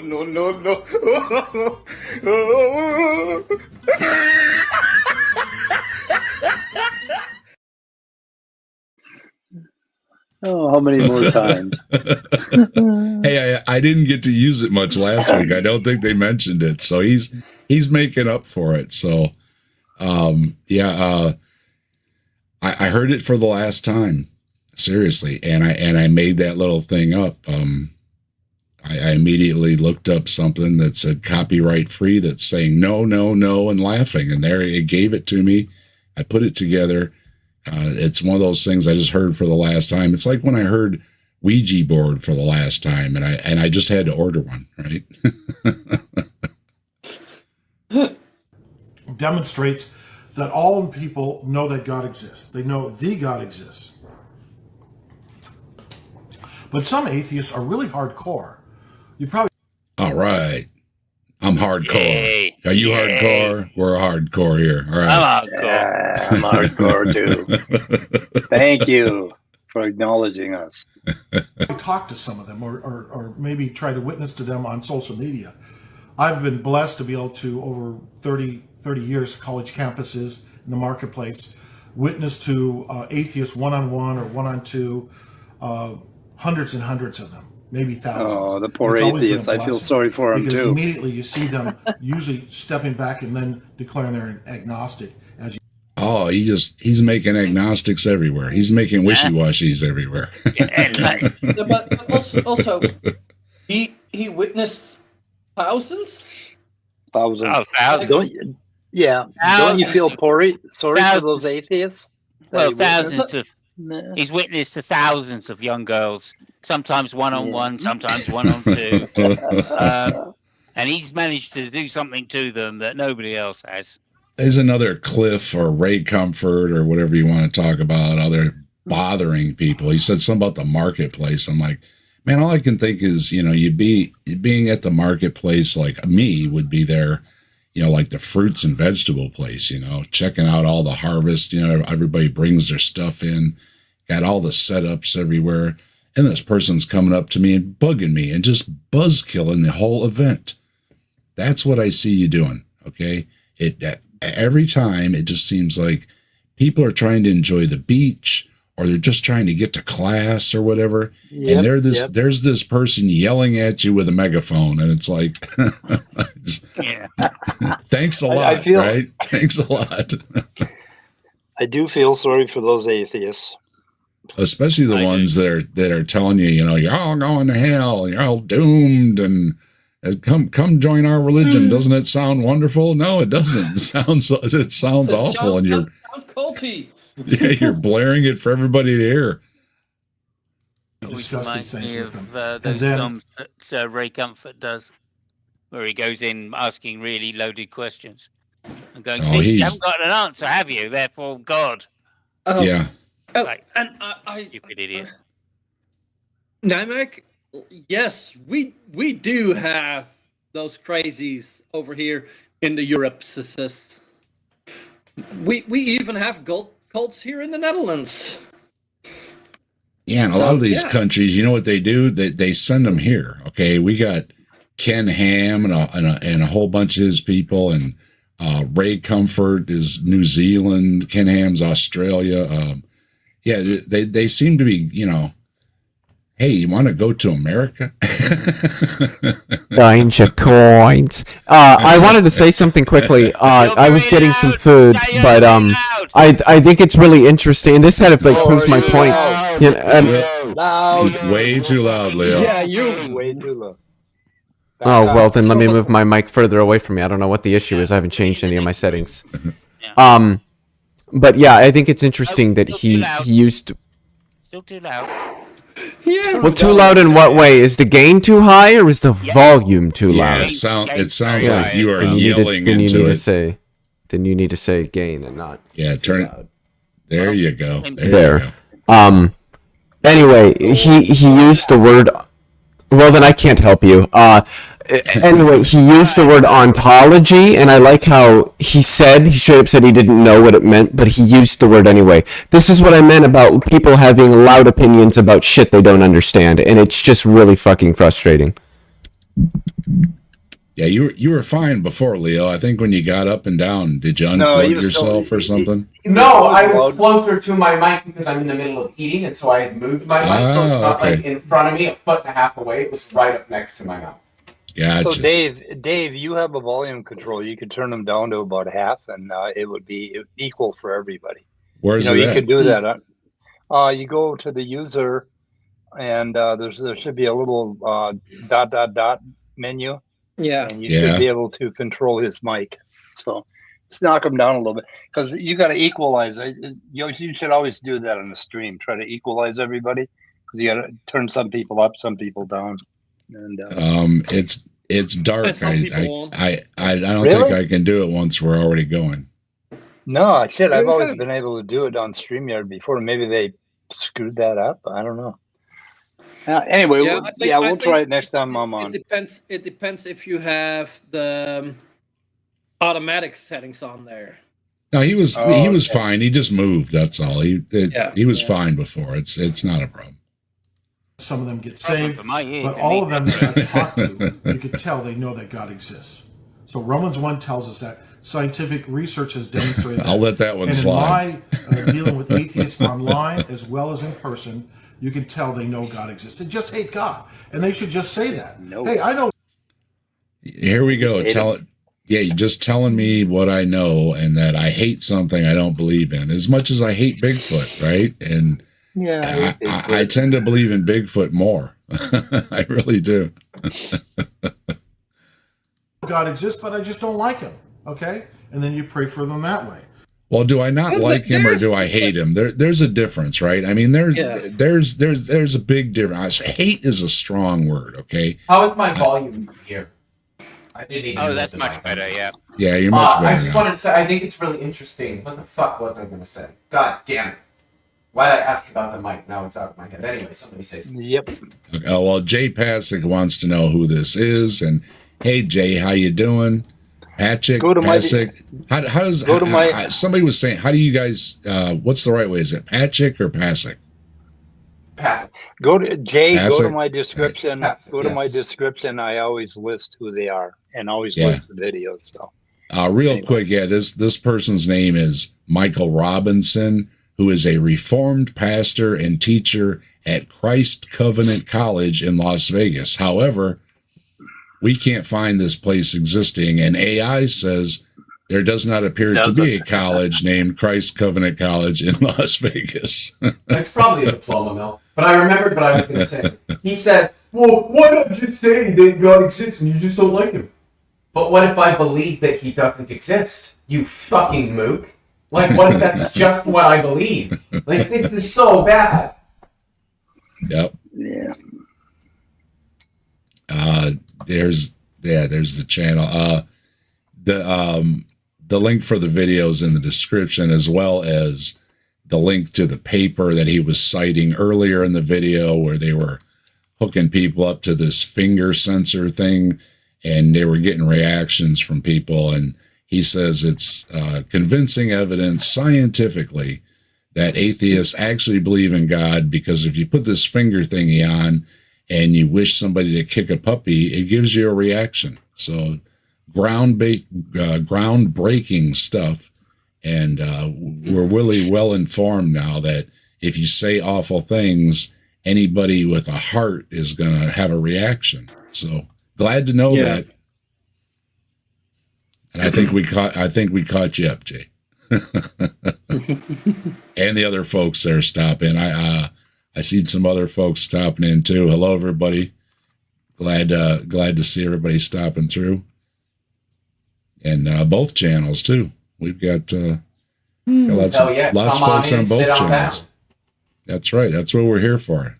Hanging out, having a few laughs, and listening to some really bad attempts at reading a paper. Even though it's a bad study, he still read it horribly. And now he's telling us what we think. So this is the important part, because now we got to know what we think. So Okay. Wait, I think? Sometimes. Okay. It's kind of like this. How do atheists get so aggressive and really, are vehemently denying that they know that God exists, yet they do know God exists? How does that work? Does anybody here vehemently deny that God exists? Vehemently. Just very vehemently. Is nobody getting the joke? That word is pronounced vehemently. Now you got a little echo, Leo. You got to move. Yeah. again. Yeah. Well, I have sure touched the mic, so. You sure you can't turn him down? Damn. It's say dark, Mike. It's dark. It's dark. It's dark. I clicked the thing. No. Oh no, wait. Now it's not dark. Okay, hold on. Give me All a right, little now- mic setting. Now try it, Leo. Go Yeah, ahead. get closer. Just talk right into the microphone. I turned you down a little bit. Yeah. Well, I don't want to get talk right close. directly into it because it's that still. If I talk directly into it, that's still going to be kind of loud. Not that directly, Leo. Don't stick it down your throat. Jesus Christ, Leo, if you want to stick something down your throat, never mind. Let's give Leo Yeah, 20 minutes okay. to sort out his audio. Right? He's going to go make a cup of tea. Unfortunately, I'm not even going to make the joke. It's a little too racy. Okay, you sound all right there. Misogynist who says, "Oh, I don't hate women," but every time he's walking down the street and there's a woman on the sidewalk, he crosses the street to avoid her. Yeah, and he uses this story a lot, but he replaces whether he's talking about women or brown people or whatever. And he Yeah, but I this believe is in one of women. his go-tos. Yeah, I don't Who hate crosses women. I the don't hate street to women. avoid women? I don't know what the I don't thing know. is. Yeah, Well, if that's you, a stupid illustration. I mean, let's make up a stupid illustration and Yeah, apply no. it to our religion. The thing is, if late at night you come across you walk on a sidewalk and you see a woman coming towards you as a dude, cross the street. Yeah, give it's her a good space. idea. That's not avoiding her. That's giving her space so she knows you're not gonna do shit. There's And, a about- slight difference. You and see. hey- fucking Christian, fucking Hey to cunt. Tori and Jasper and everybody else coming through as well. Good to see everybody. How about if you see a couple Mormons on a bike? Would you they cross the street or? I always Jay? cross the street. Yeah, we were looking at the description earlier, Jay. His interesting description. Yeah, we think probably what Leo said there. He made up his own credentials, and now he's telling other people how to do it too, because one of his claims to fame is training other Christians to go out and bother people in public. Is it really? Yep. Yeah, it said Michael has trained numerous average Christians in using presuppositional apologetics for witnessing assholes. to the unbeliever. To be assholes. He is available for speaking and teaching seminars. How much does he charge? That's what I want to know. I don't know. Let me see. The only links in the thing there. I mean, there might be some other stuff I didn't copy out of the description in the.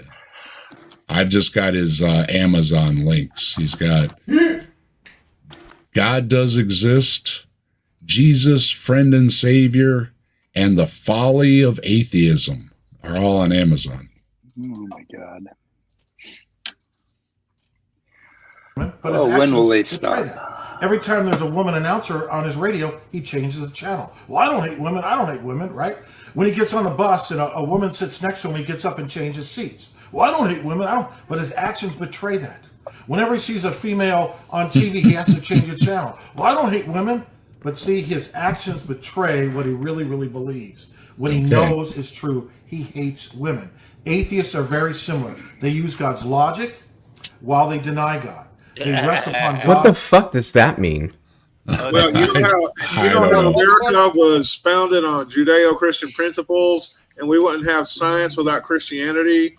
Well, we don't have logic without God, because God establishes the necessary preconditions for logic and something or other. All that bollocks. There's also a Frank Turek thing where he says atheists sit in God's lap in order they can reach and slap him in the face. That's just a very creepy analogy. So every time I hear Frank. Yeah. I know. I used every to do time- the same thing. I used to do the same thing with my uncle Scott. Every time I hear Tucker Carlson, I change the channel. Does that mean I believe in God? Yeah, and maybe this guy wasn't getting up to move away from the women. Maybe he just saw some a nice gentleman that he liked. And folks, we've got Left-Handed Jedi showing a great amount of love for the Captive Desk, dropping 10 Captive Desk shit. memberships, and you know what that means. You rock, let's rock with the fire in our veins. Rock on to the skies, to the thunder and rain. All hail Bigfoot, the legend, the king. He walks among shadows, the wild spirits sing.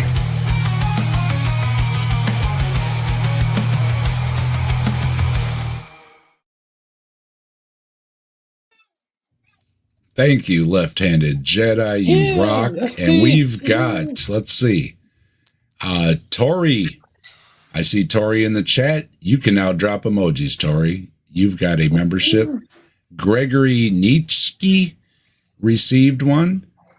Poor Claire and Leo Filius. I see Leo Filius right here joining us. Leo, you can now Everybody- drop emojis as well. Everybody put some emojis in chat for the love. Drop the emojis. We got Mark Reed getting a membership. We've got Blaster Master. We've got KCA Randy. We've got Anarchic Fox. Run out. Sorry, it's skipping out. I mean, it's moving too fast. Hold on.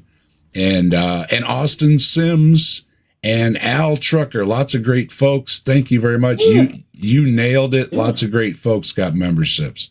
And what you never see is Answers in Atheism getting a membership. Drop those emojis. We're gonna, yeah, but Mike, you are immortalized. Leo's dropping the Answers in Atheism toast just for you, Mike. So there you go. I mean, you are Thank you, Leo. immortalized. Yeah, I hope you feel special.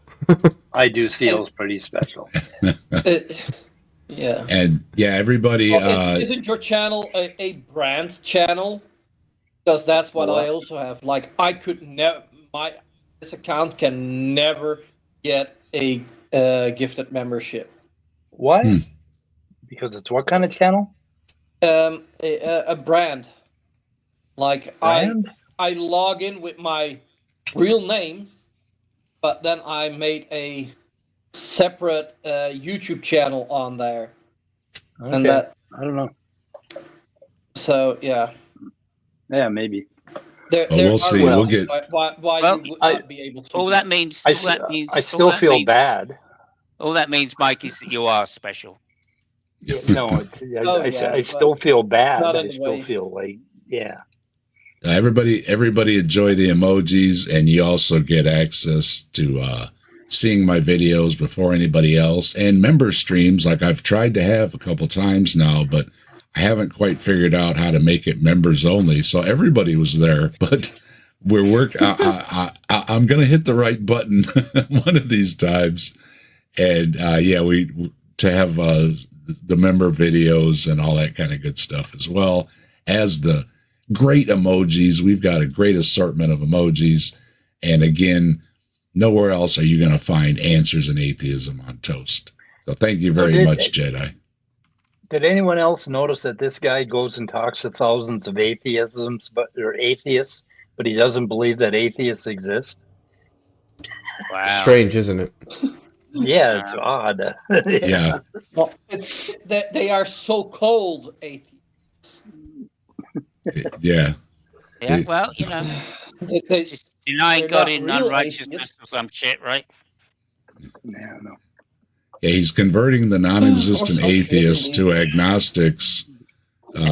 That's a neat trick. So we'll give him that one. That's twice he's pulled a fast one on me. So Moral truths as they deny God. They look at God's perfect design in the world and they deny God. Oh yeah, perfect. Ooh, Perfect design. design. I don't. What?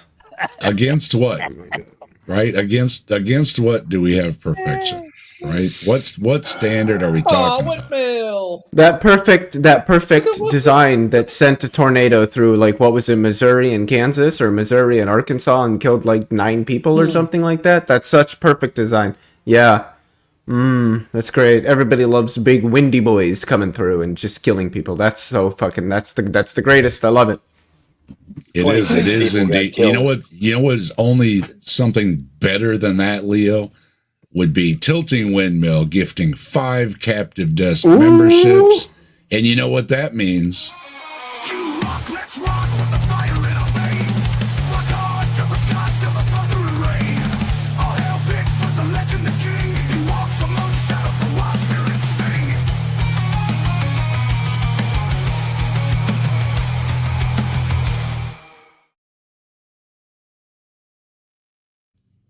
Thank you, Tilting Windmill. And we've got Native Atheist receives a gift membership. There you go. Happy birthday again, Native. Happy birthday. And Mage receives a gift membership. Always cool to see Mage. And Old Joe. And Jay. Jay's in the chat. Jay, you've got a membership now. You can drop emojis as well. Well, we're hanging in there. Alma got number 5. Another good selection of folks. We're hitting them well tonight. A lot of great folks getting memberships gifted by some truly awesome people. You rock. Thank you very much. They know God exists, yet they just want to argue and get mad, even though they know that God must exist. Hello, Vicky. So good to see you tonight. You know, I argue and I get mad, but it has nothing to do with God existing. It usually has to do with something like, you know, when they're trying to pass laws against people, and if you don't speak out, eventually there's going to be no one left to speak out for you, right? As the old poem goes. And also there's the Elton John song. Saturday night's all right for fighting. So that's another reason. Get mad. And let's see. Did I say hi to Jackie? Jackie joining us. Hey, Jackie. Ooh, Jackie Blue. I'm sorry, that just popped right into my head, and there was no time between that and it coming out of my mouth. That's all right. That's all right. We've got. Really going to do my head in. Can you just turn Leo down a little bit more, please? we got here. I turn my volume down here on my mic. Oh, that'd be great. Hopefully that's a little bit better. Yeah, you're good. Yeah. Earphones and headaches. Top Dog has a question. Wants to know: do fictional characters exist? It's possible. No, by definition, they don't. No. By definition, no, you could write a story and think it's fiction, and it turns out that did exist. I mean, I suppose it would be possible just by coincidence. I think the question is a little bit more complicated than some people might make it out to be. I think it depends on what we're talking about when we talk about existence, because somebody who's a Platonist might say that Harry Potter exists. He doesn't exist physically, but that doesn't mean he doesn't exist at all. Now, I am not myself a Platonist. I would not agree with that, but it is certainly a popular view, or I should say more some form of Neoplatonism. But there are a lot of people that would say all these fictional characters that we've made up in all of our stories exist. They don't exist in the physical world, but that existence is a broader concept than like being physical and being a part of the physical world. Now, I reject that. I'm a nominalist, and I would assume probably most of us here would reject that, or they're probably some sort of nominalist about abstracta. And that's where the discussion comes down to. Concrete and abstract things that stand in causal relations, things that don't stand in causal relations. Everybody acknowledges concrete things exist. Of course they do. They stand in causal relations. But what about abstract things? They don't stand in causal relations. Should that be taken to mean that they don't exist at all, or that they just don't exist physically? And I'll leave that question for people to answer on their own. Anybody else? Well, I mean, just to say, fiction is described as imaginary, and imaginary things aren't real. So, yeah, they're abstract, but that doesn't mean necessarily that they don't exist. To sort of play devil's advocate. Well, yeah, I don't know. I think if you're saying that things exist, you're saying that they have some space in reality, even if it is conceptual. I think that's slightly different to saying that something is imaginary and made up. Right. Jay's dropping you a link, Mike.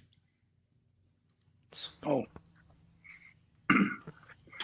Where? What, this dude die or something? Oh. Where? Again? It seems to be a obituary. Oh, well, that sucks. Wow, this guy died? Yeah, he did, yeah. In like 21? 2 years ago. Yeah, That's why he's not answering my comments? I would imagine probably so, my good buddy. Oh, he went to meet the Lord. Oh, obviously not, because he's not answering your comments. Anyway, well, that's too bad. We did not know that going in. Sorry to hear that. I mean, it doesn't. I'm going to be honest. For me, it doesn't change any of the things I've said about this man, which isn't that much. But he looks like he's pretty young, actually. I don't know. Is he in his 60s? He must have not lived right. I don't know. Big C can get you any time, man. All right, well, this is an interesting little detail here. He played baseball with his older brother and signed on with the San Francisco Giants minor team in 1983. He was called into the ministry a year later at a 7-Eleven store in California by a street evangelist. Wow. Them street evangelists are everywhere. Let's hear it for California. Man. Yeah, that's where Ray and Todd and all them run around, is out there in California. Well, that's too bad. So this again is what Romans 1 says. Oh no, not again. No.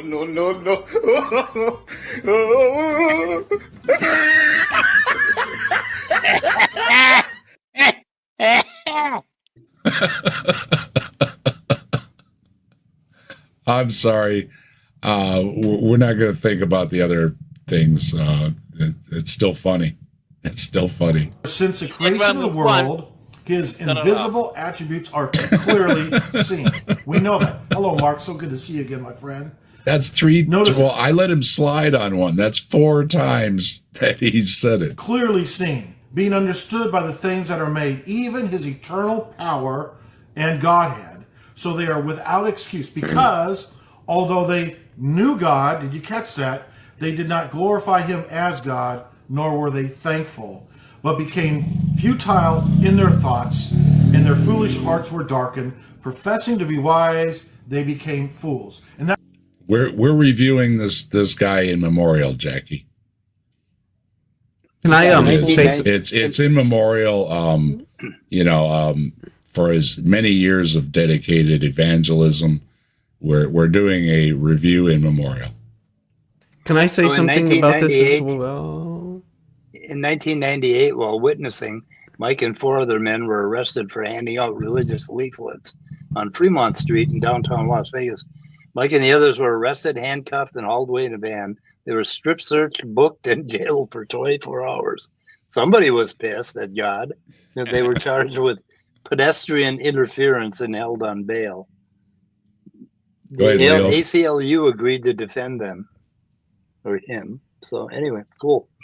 I mean, that is kind of bullshit, I think, if I'm like approaching it from just a purely democracy standpoint. Anyway. What were they really doing? James, and then that's the thing we don't know. James, yeah, if you die and you don't want people to like laugh at you on the internet, don't put yourself on the internet. But the minute you do, you're free game. Even when you're fucking dead, you're free game. If you don't like that, get the fuck out. Don't leave an aspirin on our door on the way out either. Let's see. Is that same one that's back again? He's been timed out twice. Scott told him one more time and he's gone, so. All right. Yeah. We have said I don't know how many times. I can't even count how many times. There's nothing personal here. Yes, Jay. It's what the words are. So, the videos are out there, so we have no way of knowing if somebody's still around or not. Yeah, no, it's free game. Don't feel bad for this. No, the guy's an idiot, and he's also dead, and we're making fun of him on the internet. I don't care. This is the real world. This is just the way that it is. We acknowledge. Hitler is also dead, and I will make fun of Hitler too. Sorry to hear that he's gone. We would love for him to be able to engage with us. So yeah, I really wish he could listen to what we're saying about him. We really do. Yep. But for those who used to listen to him, who he doesn't have content out anymore, maybe you'll come across this. And here's a response to what he said. And again, it's not personal. It's a bunch of garbage that we're responding to. So that's the way it goes. And a lot of us know folks that have passed and their content is still online. People are going to come across it and probably make videos about it. So, I mean, I'll take it a step further and openly insult a dead person who's oftentimes well revered. I think what's not just that I think, it's that Richard Feynman was a kind of a creepy, rapey, sexist piece of shit. Was he really? Absolutely, he was. If you want, I'll send you a video by astrophysicist Angela Collier, if I'm getting her last name right, where she does like a whole expose on it. It's actually interesting, and you realize this dude was bad. Like, this was bad. This guy was a piece of shit. Yeah, that's too bad.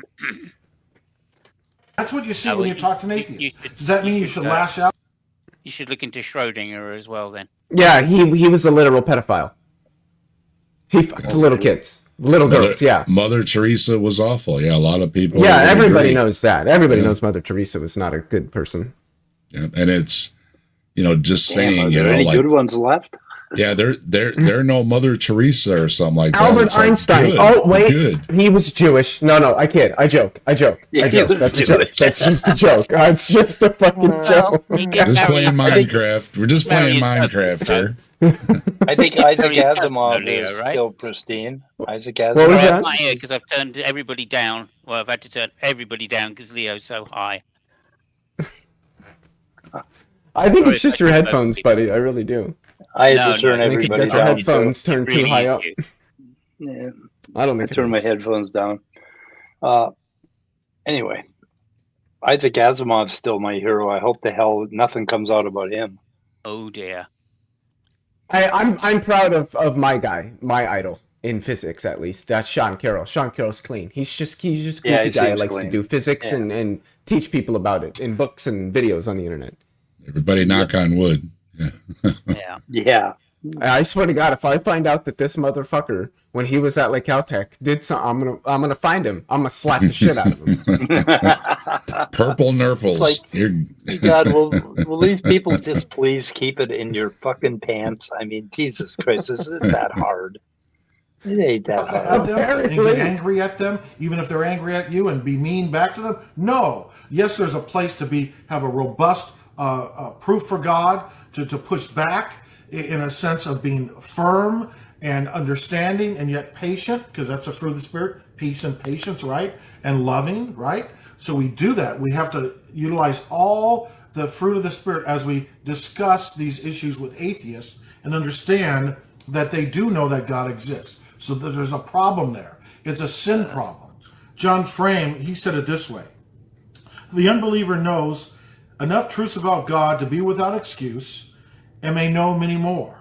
He goes on to say, unbelievers lack the obedience and the friendship with God that is essential in knowledge in its fullest biblical sense, the knowledge of the believer. So those in the covenant community, those who've been born again, we know God as Father. We know God, Jesus as friend. So there is a distinction.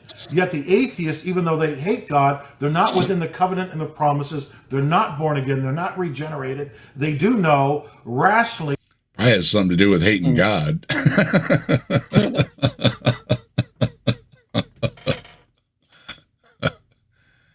It's a tired meme. It is a tired meme. No doubt about it. Yeah, we got to stop hating God. That God exists. In fact, that God must exist. Hello, Dennis. So good to have you tonight. See, no one has enough blind faith. I know this. I've talked to folks all the time. I've written over 40 books on many of these issues. He's a Frank Jurek. He's a Frank Jurek freak, this guy. Over 40 books. Wow. Nobody has enough blind faith. Oh, my goodness. Yeah. That's still, though, 40 books. Very busy. Hello, Lance. I love it. No one has enough blind faith to believe that order came from disorder. Uniformity came from the accidental. Intelligence came from non-intelligence. Nobody has enough blind faith to believe that, like atheists say they. We've got to do something. I don't know what we're going to have to do. I don't know if we have to break out the doohickey. I don't know if we have to whack these people with the mousecatool. I don't know what the fuck we've got to do. But if I hear one more of these motherfuckers, but you can't get order from disorder. We can't go from disorder. Shut the fuck up. Go learn some statistical mechanics and then please come back and talk to me, and we can have an actual intellectual discussion on this. That's not going to happen. Even if of course not. He did. Even if he did learn statistical mechanics, there's no way he's going to forget the Frank Jurek book in a hurry. You know, I love it though when I hear from people who like to quote Frank Jurek. They'll literally just quote the title of the book and be like, "Yo, I don't have enough faith to be an atheist," and I'm like. Yeah, I don't think any amount of faith would make you an atheist because atheists don't operate on a faith-based perspective. So, trying to have faith in atheism is just not the right approach. That's why it's not working for you. Yeah. Try thinking instead. I don't know. The farmer, who's the farmer guy? I think you helped me cover him, Mike. Remember the farmer guy? Oh, he was doing word for word Frank Turek. I even took some clips and matched him up. Yeah, he was just a complete Turek ripoff, using the same jokes. Word for word, he didn't even change things. He just copied and pasted Frank Turek, and he was up on stage. Yeah. Yes. That personality came from non-personality. That love came from hard matter. No one has enough blind. Love came from hard matter. Giggity. You missed that one, Simos. I'm really sorry. Can't rely on me for the quick jokes now. Hello, Ember. So good to see you. Hey, Ember. You remember. To believe that, even if the atheists try to say that, nobody can believe that everything came from nothing. They can't. And that nobody does. Nobody does. Nobody does. And you know what else? You know what else we don't say is some other things that Deconverted Man's working on. And if you didn't get the message, you might want to check your messages. Deconverted Man is putting together another video like he did before, where he got a bunch of atheists together to say, we do not believe that everything came from nothing. He has another one he's putting together now where he's asking, naturalism, right? Yeah, are you an atheist, and are you a naturalist, materialist? Yes or no, why, etc. Maybe drop some comments, and he will use them. Is that the way the question was worded?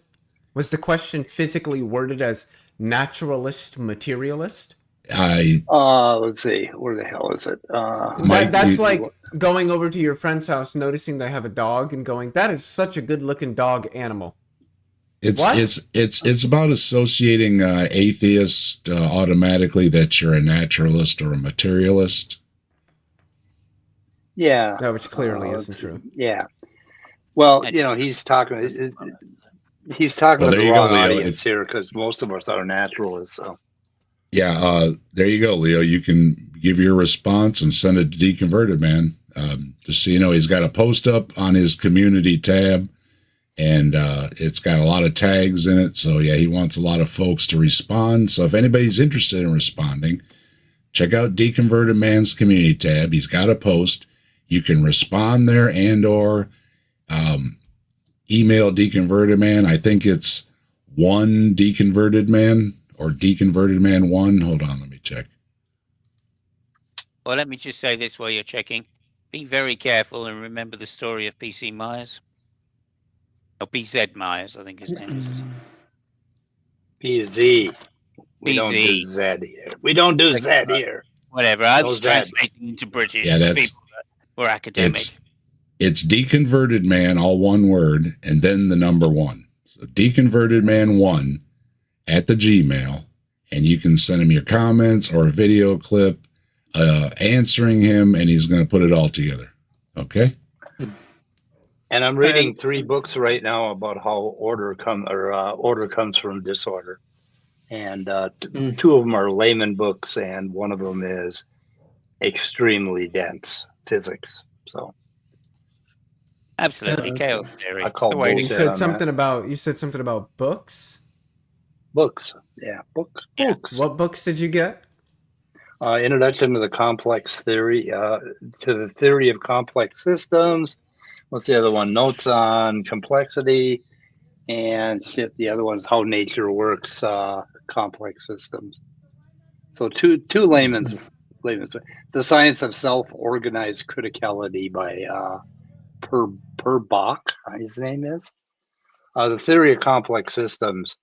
The math is kind of intimidating, but not too bad. But it's a dense book, very dense. The kids bought it for me for Christmas. Evolutionary Processes is one of the chapters. So anyway, very, very nice people. I'm off to bed. It's getting late here, and I had a pretty shitty day, so I'm tired as fuck. Good night. Good night. I wish you all the best here, and have fun making fun of the stupid dude. Oh, we hope you had a few laughs there to help out a little bit, Brainless. I really needed that. Good. Thank you. All right, you have a good night. And I'm gonna drop out right before 7. I'm just gonna quietly disappear. So okay. I'm loudly disappearing. Bye. Bye. Well, we're gonna take a look at his other video here while we're at it, because I think he doesn't say anything more in there. And I do have this other one, so we'll call the first one good, because he's gonna repeat a lot of the same things, and so we'll give this one a little listen here for the rest of tonight. There we go. And we'll see what he has to say in this other one here. Play up until he mentions Romans 1. Okay.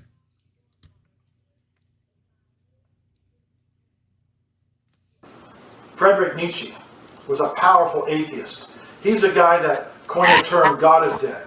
He's the guy that wrote the book The Antichrist. This guy was a robust, powerful atheist who brought. Go ahead, Simos. Oh, fuck, already misquoting Nietzsche in the first fucking sentence. I love it. I think he was a theist. Also getting Am I the right? pronunciation No, of his he name was a wrong. theist. But anyway, I have no idea. yeah. Now he had some dodgy shit going on in his life as well. His arguments ultimately fail, and they're bad ideas, but at least he tried, unlike some of the modern new atheists who say, well, you know what, I don't want to have a weak form of atheism, a silly form of atheism, just say atheism is just a lack of belief in any God or gods. That's what it is. That's not new atheism. That's nothing to do with whatever new atheism is. I don't even know what that is because I'm an old person. But, like, you know, for goodness sake, that's just a different definition of atheism, and that's fine. We can all be happy with it if we want to be. Yep. So, again, like, his misunderstanding is on the level of...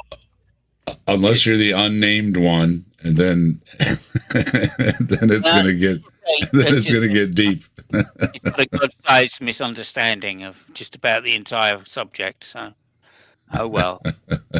Just mention Romans 1 and we can be done with it, please. Okay, have that. That's easy to refute. Nietzsche, though, he brought forth a powerful, stern approach to his atheism and argued for it. Nietzsche said this: what is evil? Whatever springs from weakness. Then he said, what is good? Whatever augments a feeling of power, the will to power, power itself in man. That's what Nietzsche said. And he said that the weakness and the blight of Christianity is helping the poor and the weak and the needy. He said that was wrong. And of course, he needed help late in his life when he thought... Do you think this guy ever read even one chapter out of a Nietzsche book? I'm pretty sure he hasn't. Not that I've read many, but it's just I've never even understood Nietzsche to be saying... Okay, guys, I really hate to do this. I really do. But I'm going to fucking puke if I hear it one more time. It's not Nietzsche. Can't stand it. That's not Nietzsche. It's not that's not a hard E on the end of that name. Nietzsche. Nietzsche. And Gesundheit, Leo. Friedrich Nietzsche. Nice to meet you. Nice to meet you. That's a really good way to like get people to pronounce it. Nice to Nietzsche. Like nice Nietzsche, except just with an N. Nietzsche. Yeah, I like that, Dave. That's good. That's really, really good. I want to see more shit like that. All right. Promise. Christ, because he was ill with syphilis, he declared himself Jesus Christ the last few years of his life. Is that true? Ooh, what? Did he declare himself Jesus? I don't think he ever declared himself Jesus, but I think it's true that he caught syphilis from his girlfriend's partner. Yeah. Well, he was crazy, right? Like he kind of lost his mind toward the end. Yeah, what? That's for you. So he could have been ranting anything, right? So No. maybe we'll give it a maybe. We're not going to speed past like Simon didn't just say that. He got what? I think he got syphilis from his girlfriend's partner. They used to have threesomes. Oh. There you go. That's the most Nietzsche thing I've ever fucking heard. Okay. It wasn't so nice to Nietzsche, was it? And it wasn't at the end or anything easy. It was a few years from the end. He was completely devoted to this woman. And then she By the way, it is a matter of controversy about whether or not Nietzsche actually had syphilis. It could have been some other neurological issue. Real bad case of gonorrhea. Oh. Yeah, maybe. It burns when I pee. As well. The other guy when he kind of went, I don't know if I can do this anymore, and she went, all right, bye then. Now I'm singing Chris Mallard's song with the Bye, Felicia. With the curse, and it burns when I pee. Or was it more like bye, Nietzsche? The first story I heard about Nietzsche is that he was like he had gone dark and silent for like years and years, and his sister was having tea with somebody, and they mentioned books, and he stood up and said, "Books. I wrote some books." I don't know if that's true or not, but it's a great story. So. The other thing is that his sister, who was a racist, edited his books after his death and released some of them as well, which he didn't want released. Wow. It's like Ellen Watts. It's a very sad story, the end of Nietzsche's life. Yeah. Oh, this one here. I don't know who's stupid. Who's stupid? You. Well, I know I'm As stupid. in, as That's a in, given. no, not you, not you. I mean, like you, and I don't mean Simus, and I don't mean Scott. I mean like the names. It's you. You is stupid. I know. You is stupid. It's a stupid name. By What a Fabio's stupid name. law. Somebody want to know who was like, I don't know. By Fabio's law, we're all idiots, so it doesn't matter.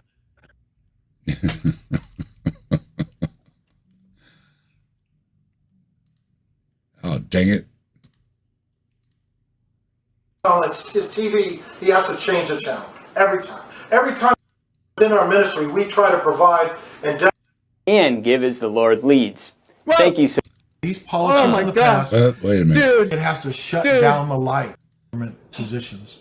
you scared me. That guy looked like Stephen Thursday, Miller, but a little younger and with retreat. hair, and I got scared That's for what a we try to second. do, and they suppress and suppress and suppress. Within our ministry, we try to provide. Yeah, I clicked Also the wrote a thing book. and dang it.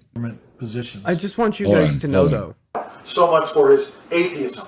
So Nietzsche was an antichrist. He was an atheist. No longer is an atheist because now he's dead, and so he knows for sure that God exists.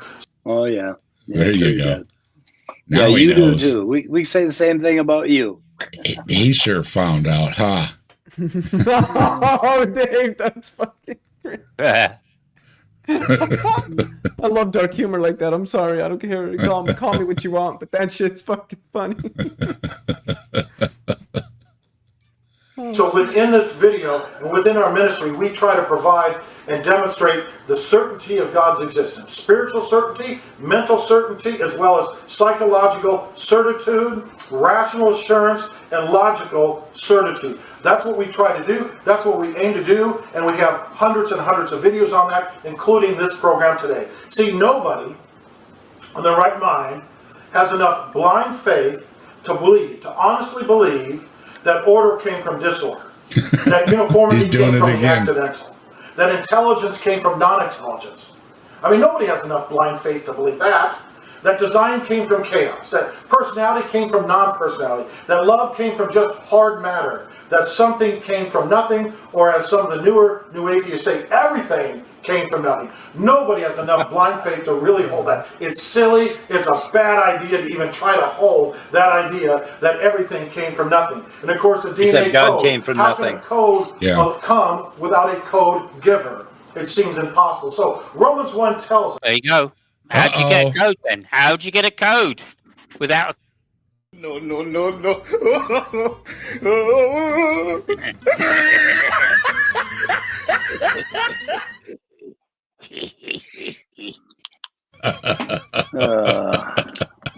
He did it, Simos. He went there. I love it. I love it. Simus, I have a question. Yeah, anytime, bro. Anytime. It's actually somewhat more of a request. Give me your best Argus Filch.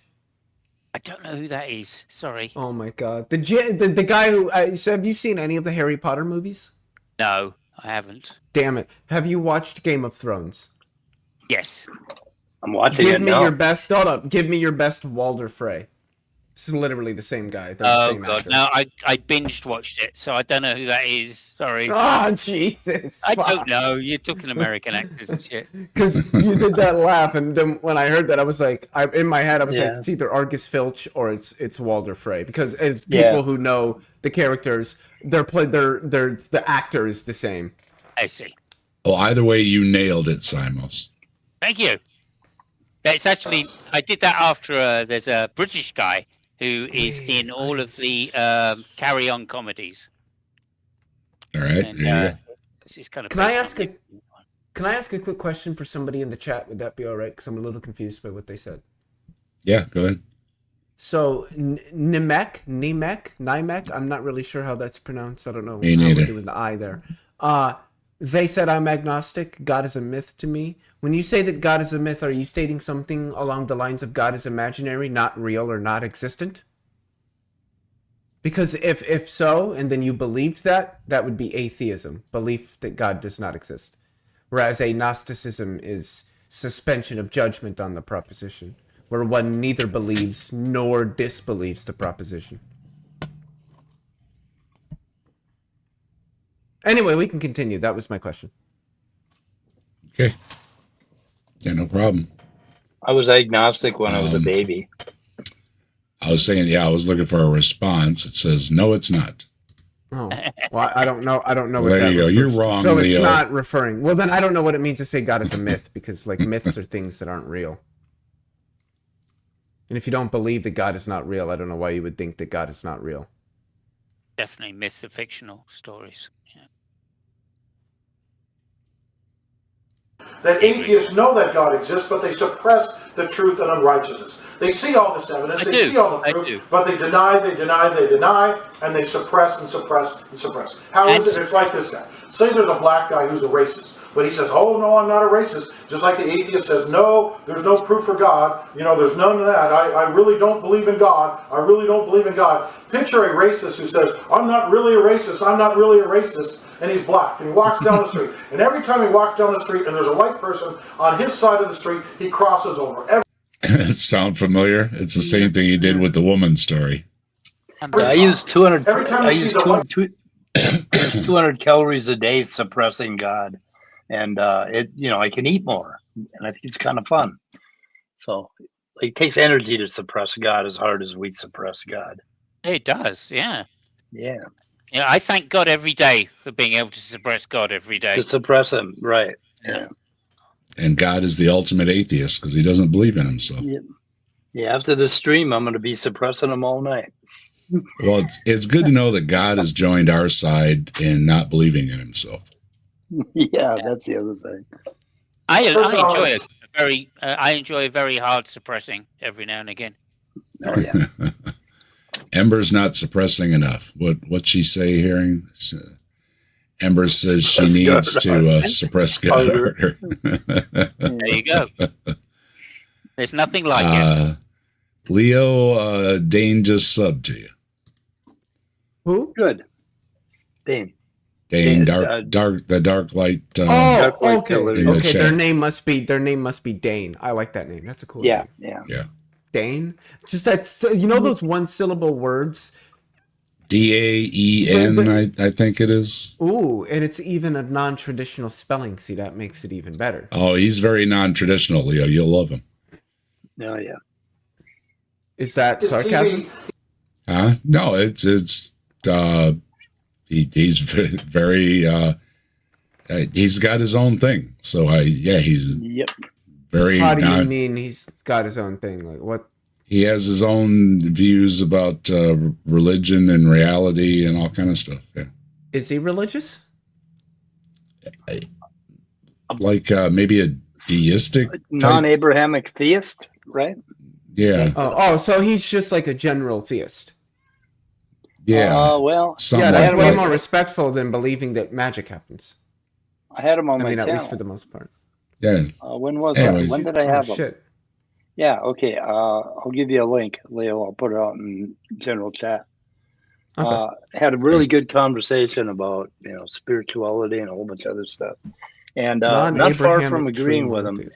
As an atheist, I'm not far from agreeing with his theism. So it's kind of an interesting thing. Oh no! He has to change the channel every studio. Every time he says I'm not a racist, and every time he sits on the. Rochelle's got it there. It's dropped in the chat. Okay, yeah, mine ain't gonna work because it'll try to go to my studio, and you won't be able. Hopefully, won't be able to get in. There you go, Leo.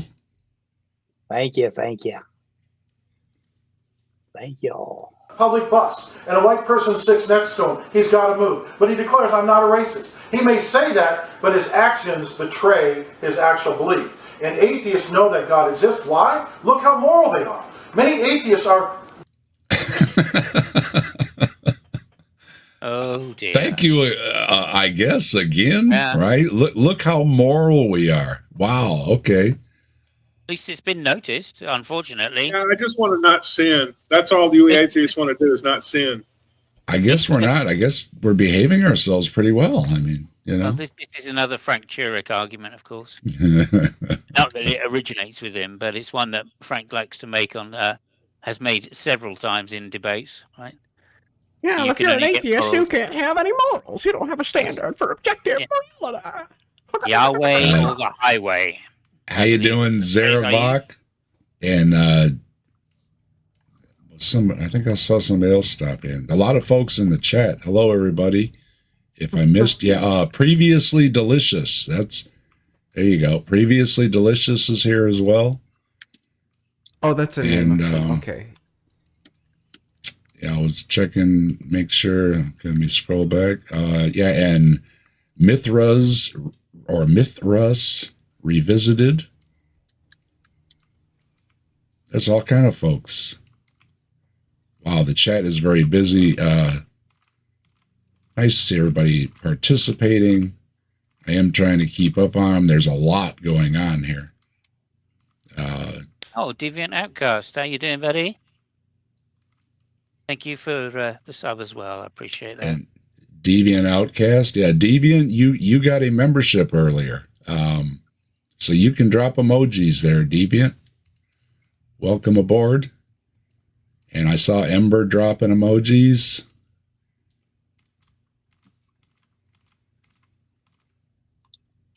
And we've got Serbius Hex here. We've got a lot of folks. So many folks stopping through. Yeah. Hello, everybody. Oh, he's in Mike's chat. Hello. Hi, Serb. I bet you do get nervous. Yeah, I bet you do get nervous. Yeah, everybody joining in. We had a bunch of gift memberships given out, so check it out. You might be a member now, and thank you everybody for dropping them, and joining the fun. There you go, Deviant. Deviant's joined in the fun. She's got the foots out there. All right, we're good to go now. They're wonderful moral people. Why? Because they know that God exists. Even though they suppress it, they know that God exists, including his moral law. And so they try to be good people. They try to do these things in their life because they know that God exists. Now, even when they try to declare and assert and prove and demonstrate that God doesn't exist, they have to utilize God's logic. So just like that guy that was... No, I utilize classical logic. I don't know what the fuck God's logic is, but I'm not using that. I don't know. I don't know either. Famously, Aristotle was a big Christian, I believe. It's got something to do with zoo boats. I don't know God's logic, I think. He was a big Christian, that Aristotle. Speaking of zoo boats, folks, we've been getting memberships tonight. We might be getting close to another emoji. So, feel free to help out by becoming a member, and the folks that were gifting memberships, greatly appreciated. Every so many members, you get another emoji unlocked. So, Magic Zoo Boat. You can only create emojis based on how many members you have? Yes. That's kind of fucked up. Every so many members unlocks another emoji spot. Okay. And it's not just you need a certain number of members, you also need then more members to get more emojis. Yep. So YouTube, it's tantamount to being a what do they call those one-armed bandit machine? YouTube. Yep. You gotta pay the 99 cent to get the emojis. Sorry. Pay your But dues. if you want to kick the 99 cents, you can join and bump us up a little bit. And I've had a lot of folks wanting a Magic Zoo Boat emoji. So we get bumped up to that next membership level. I'll put together a Magic Zoo Boat emoji. So if you're not a member, think about it, 99 cents, you can become a member and participate in getting us a Magic Zoo Boat emoji here at the captive desk. Come on, guys, it costs you nothing. It's like buying one Arizona tea every month. You can buy one Arizona tea every month, right? Come on, you probably do. I bet you do. I bet you buy more than one every month. I would happily have all kind of Bigfoot emojis made if I could, but the only way they let you do it is, you have to have the membership. So that's how we're playing the game. But I fill every slot. So every possible slot is filled with an emoji. So you get your 99 cents worth. You also get early access to my videos, member streams and any other perks that come along come to members first. So if you want to join the fun. I have a couple questions, Dave. Yep. They just popped into my head. So, number one, how many more members do you need to unlock the next emoji slot? I think it's like 20 or something like that. Oh, okay. Do gifted memberships count, or does it have to be like a permanent? No, they all member? Count. Okay. Oh, sweet. So every time you get a gifted membership, that counts toward the slot. They all count. Yes, indeed. Fuck yeah. Okay. That now it makes a little bit more sense. Okay. Now I'm seeing how YouTube did that. Okay. Yep. Okay. Let's get back to Nietzsche, man, because I need my fix. Nice to Nietzsche. A racist who said no, his actions betray what he really believes. When the atheist uses God's logic, when the atheists use God's morality, they're declaring that they know that God exists. So there's numerous arguments for the existence of God. I'll just cover a few really quickly here, then we'll try to give an exposition on 2 or 3 of them and see if you can understand them. We see the argument for mathematics, powerful argument. You can see that in my book called Fake Atheism on Amazon. What? I discuss. Amber, I don't know if do you have that at the 500 level? If you do, where's it at? I will check it out. So if you have 1 million members, how many emojis do you get? Well, I'm not sure. Some of the things come out when you have 1,000 subscribers, and I'm not at that level. I'm at the 500 subscribers. But yeah, if you know how to do it, pretty long list. I will happily give that out. 1 million members? Okay. I'll get on that. Heck yeah. Open it up, YouTube. I want everybody to have emojis. Numerous, countless arguments. Let me call the credit. Fake atheism on Amazon. Also, Rader's modal tag. Very powerful argument. Also, the argument from propositions. What? The argument. What? What is the argument from propositions? Red is a color, therefore God.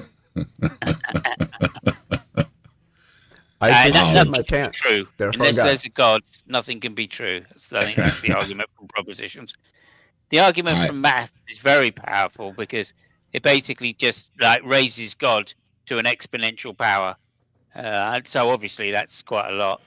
Dane, we're doing this video in memorial. You can't talk to this guy. So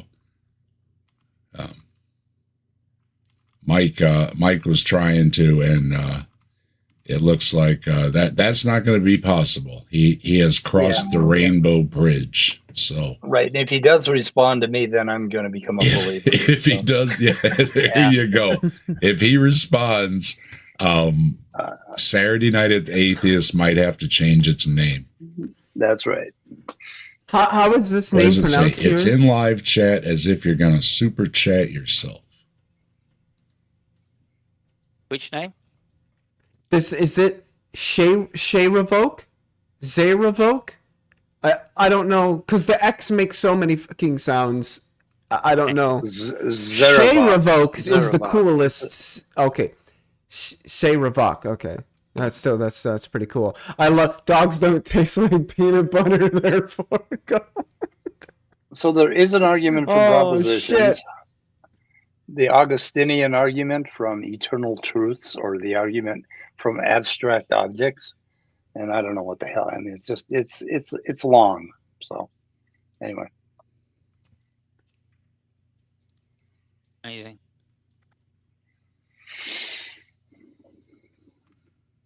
I was just looking.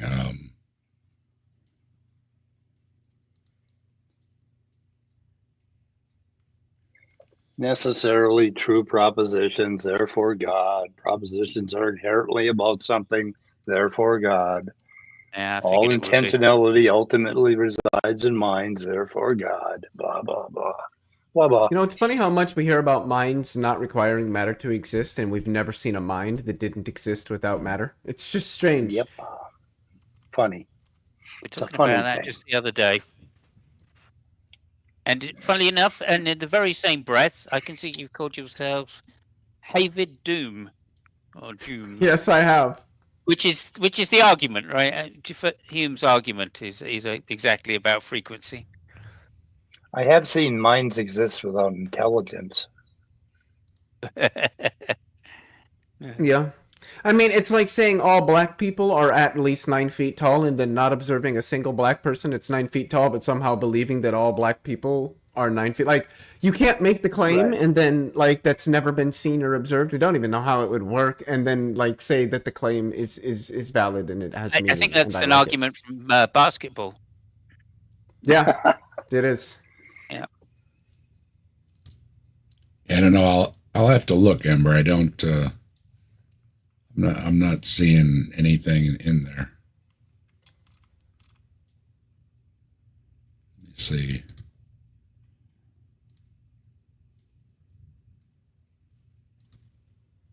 I actually put that question to a theist a long time ago, and he had the good sense to explain to me there was something called analogical meaning. And I basically just went, oh, sounds like a massive fucking cop-out to me, which is basically the idea that it sounds like it, but it doesn't actually mean it. I mean, I am paraphrasing quite a bit there for myself and other people. It's an analogy, but it's not very analogous, basically. Okay. Yeah, I'll have to play around and look. I'm not seeing it. I might not have it, but I will look around and see.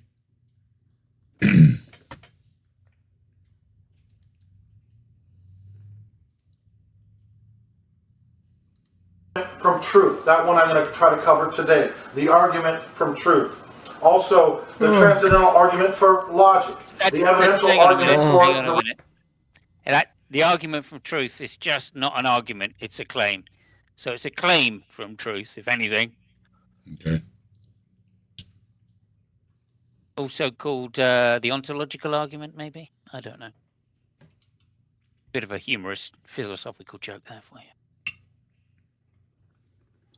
We did a good job of peeling truth on the onion the other night, I think. We did, didn't we? That was good fun. I really enjoyed that. Yeah. resurrection of Christ. The evidential argument from messianic prophecies. The evidential. Oh, no, not the prophecies. No, Jesus didn't fulfill the prophecies. And so, no. That's why the Jewish people are still waiting for the Messiah to show up. Yeah. Jesus didn't fulfill the prophecies. More so the prophecies fulfilled Jesus. And they didn't end around because Maimonides quote for you. Yeah. Well, any of the ones that they claimed it didn't get fulfilled, he will fulfill when he comes back. So you got both bases covered because he'll just do the rest of them later. Yeah. Argument from the uniqueness of Christ, that nobody's like Jesus. Nobody loved like him. Nobody ever died on the cross like he did for us. Nobody ever spoke like him. Nobody ever died and rose again on the third day like he did. This is Jesus. That's none of which is true, by the way. Let's just say that. None of those things are absolutely Well, this is the unique argument, right? If you can write a unique character that has unique features and unique wording, then that makes it the Son of God. Yeah, maybe the first one was true.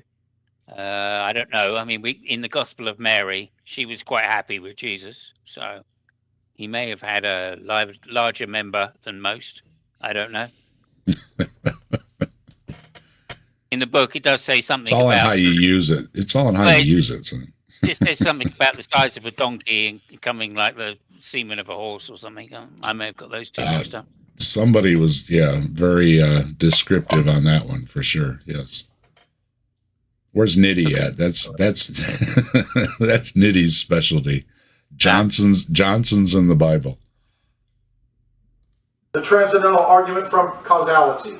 The argument from concepts. Oh my God. He's literally just saying the stuff at this point. The non-causal argument from causation. Did he say that? Have you guys heard of the argument from cups? The argument from Cup's really fucking strong. Cup's, therefore God. I mean, it's as simple as that. So God is real. Therefore God. The argument from Cups. The argument from Hardwood. Have you ever heard of that one? Go forward. They call it.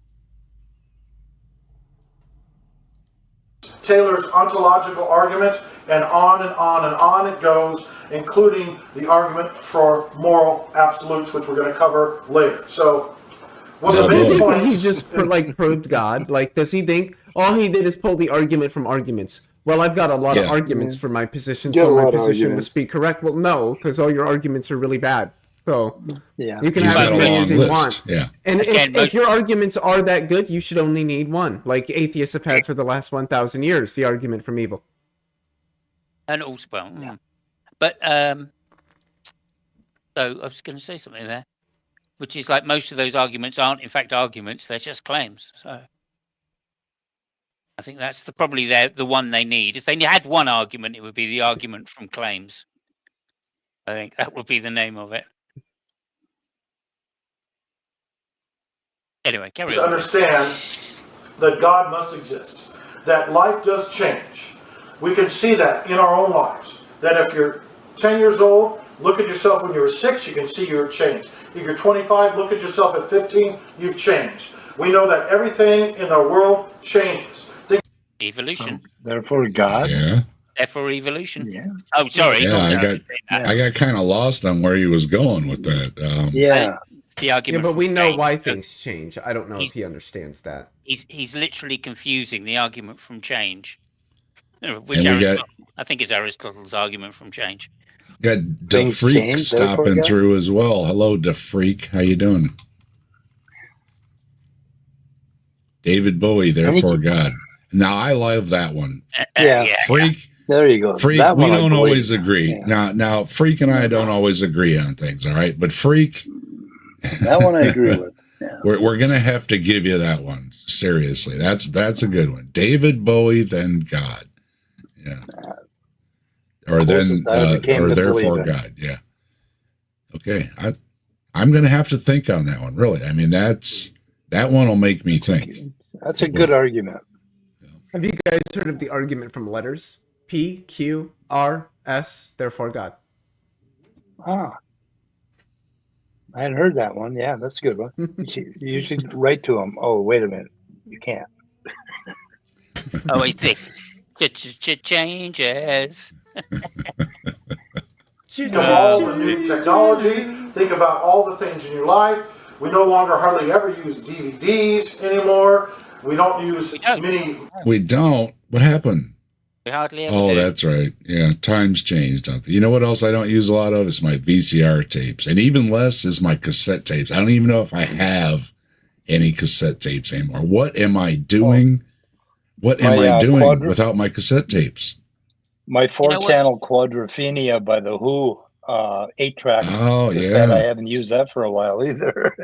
Yeah, and you know what this guy hasn't used for a while?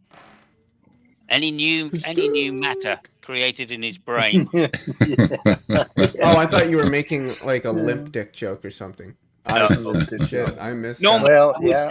Joke there. Of course, you are correct there. Yeah. But why? Yeah, I can't always rely on the tried and tested. And Doubting Thomas, hello, how are you doing? Good to see everybody. Nerdy. Leo, I would also say, Leo, if it's good enough for Shakespeare, it's good enough for me. And you're a bit of a superhero, Nerdy. Indeed. Super nerdy. When they pump you full of embalming fluid, does your dick get hard? That's a good question. That's a good question for a mortician. I kind of want the answer. I kind of want to know. I'm afraid to ask ChatGPT. I'm not going to. I'm just not going to. I don't want it. Yeah, not doing it. Like I said, Mike, only if you were hanged. Depends how much pressure they put in, I guess, right? I guess. I don't think it's a pressure system. I think it's just a fill system. No, it is. I looked it up. No, embalming fluid does not cause erections. Okay, well, that's a good thing, because I wouldn't want to go to eternity with an erection that lasts longer than 4 hours. They're not gonna be able to close the casket. Ayo. Hey. I don't know. I think that would be quite Simos, I'm out in front of you tonight. yeah. I'm gonna say it's getting late here. Okay. I'm only here for 15 minutes, I think. Maybe next week. Certain aspects of life just in the 1990s because things changed. In 1920, think of the life in those days compared to what we have now with our smartphones and our computers and the entertainment that we have and what we see. Change occurs over and over again. Wow, overstating the obvious. Things have changed a lot in 100 years. Yeah. Yeah, therefore evolution. I mean, God. Oh, God. Bigfoot. Okay. A researcher found there are 43 things that if they change and pile up in your life, they can bring tremendous stress and even a sense of being overwhelmed in your life. And 43? No. I heard a comedian said that we're all 3 bad days away from putting on our robe and pushing a shopping cart down the street. So I'm going to dispute. I mean, seriously, like if you lost, your job and your wife and your house and all, in a matter of a couple of days, it just piled up. You might just start, making up your own religion called the shopping cart religion and pushing that thing all around town, telling everybody all about it. Yep, I agree. Doesn't take 43. No, it really takes one. I think, really, yeah. It only takes in some cases if the build up, what's the Dustin Hoffman movie where he's had enough? I'm trying to think. Bad Day or something, or something like that. Yeah, where he just has enough the one day and he just doesn't take anything. Day Afternoon? No.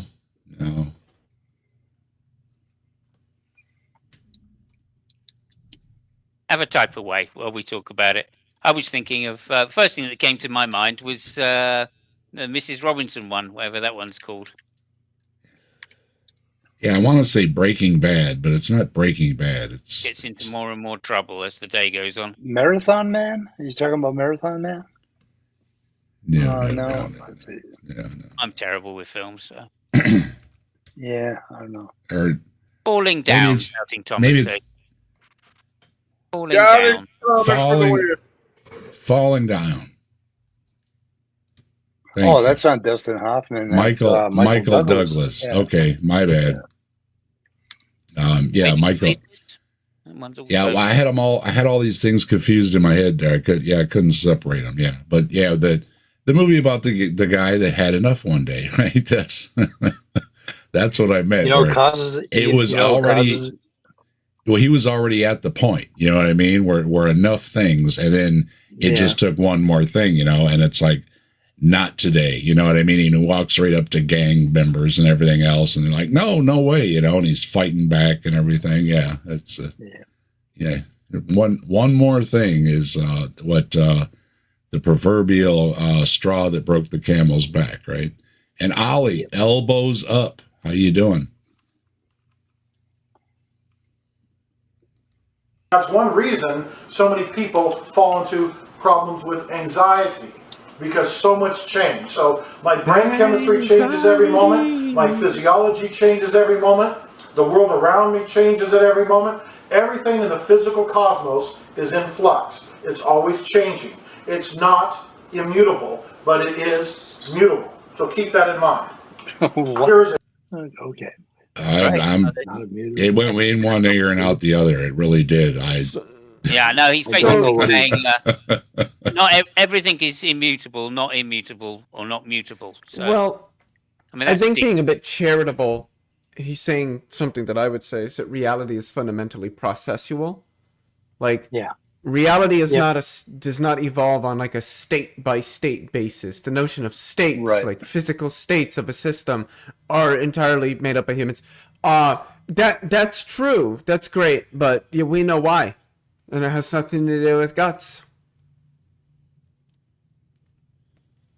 There you go. version of the argument from truth.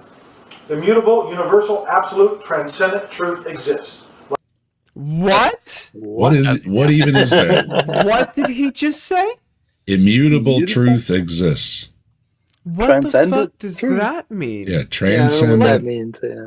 I mean, This is strange because the notion of floating out there. subjective truth is a legitimate thing, and subjective truth is not objective. I don't know what absolute is supposed to mean here. I don't know what. Well, the James Webb Telescope the other day took a picture of objective truth out there. So we do have a picture. That's what I heard. There we go. Speaking of immutable speed, you talked to him at all lately? 2 is 4. It's 4 here, it's 4 there, it's 4 on Mars, it's 4 everywhere. Across the universe, 2 plus 2 equals 4. So it's immutable, it's universal, it's absolute, and it's transcendent. All right. So 2 plus 2 plus 4, we're good to go with. Gotcha. What does it mean for something to be transcendent? Does anybody have an idea of what that actually means? Nope. It transcends our reality, our dimension, our time, everything. Yeah, but what does that mean? It's outside of everything with the Frank Turek, right? Everything is outside of everything else. So I don't know what does it mean to be outside of space. It doesn't mean anything, right? Yeah. It's not surprising given your philosophical position that you don't understand that. I don't understand that given mine as well. But also, hang on. Also, go ahead. There are Platonists that think that these mathematical forms really exist. They're realists, right? Mm-hmm. So they're not fictionalists, they're realists, and they think that these mathematical objects and forms really exist in some spaceless entity, spaceless place, whatever that means, right? So, I mean, I'm just saying that there's, when we say transcendent, it has some kind of meaning, but only in a philosophical sense. And if you deny, what is that meaning? Yeah, what does it transcend? There is a real place where these mathematical forms exist. Sure, but what does it mean to say that they transcend physical reality? I'm just not sure what that word means. Space-time. It's what? They don't exist in space-time. Oh, right. Yeah, I just take that as being non-existent, so I don't... Transcendent means... Yeah. What I'm saying is that's as a matter of your philosophical position. And yeah. There are people that think differently to that, obviously. Yeah, and I think that they're wrong, and I don't think they can do a very good job of defending their positions. I don't think they have. Sure, No. I appreciate that, but nonetheless, they still exist. It's like, yeah, people can be moral realists, but it's kind of dumb to be one. Well, there you go. That's exactly the same thing. They think that these morals exist. Scott's got a definition. Transcendent truth refers to a truth that exists beyond the physical world and human perception. Something universal, absolute, and independent of time, space, or subjective interpretation. And this is my take on what Frank Turek and precepts like him, when they describe God as being not everything, they are describing something that doesn't exist. Yeah, exactly. And we've got that's all I mean. We've got Toke here. You can be a realist and think that they do exist. Yeah, we got Toke here. We got Aunt Jur here. Hello. We've got IR here. Lots of folks stopping through. Good to see everybody. That was a really obscure joke.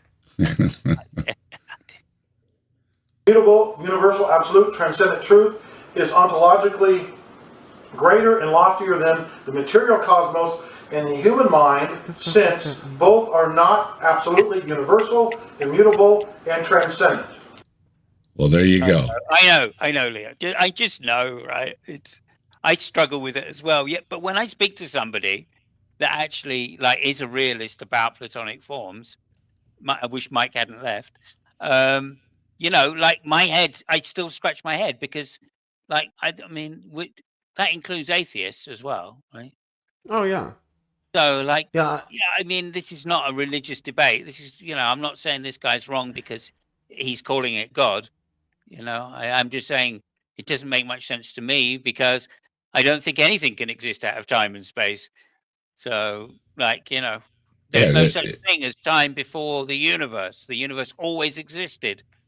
You know, they're kind of defining it out of existence. You know what I mean? Everything that could possibly be, you know, God isn't. You know what I mean? Yeah, in some sense, yeah. But like, it's not just God we're talking about. It's some of these abstract ideas, you know. And we can't call them abstract anymore. But I mean, I literally think that these are abstract ideas, and therefore they don't exist in the sense that Leo was talking about earlier when we were talking about fictional characters, for instance.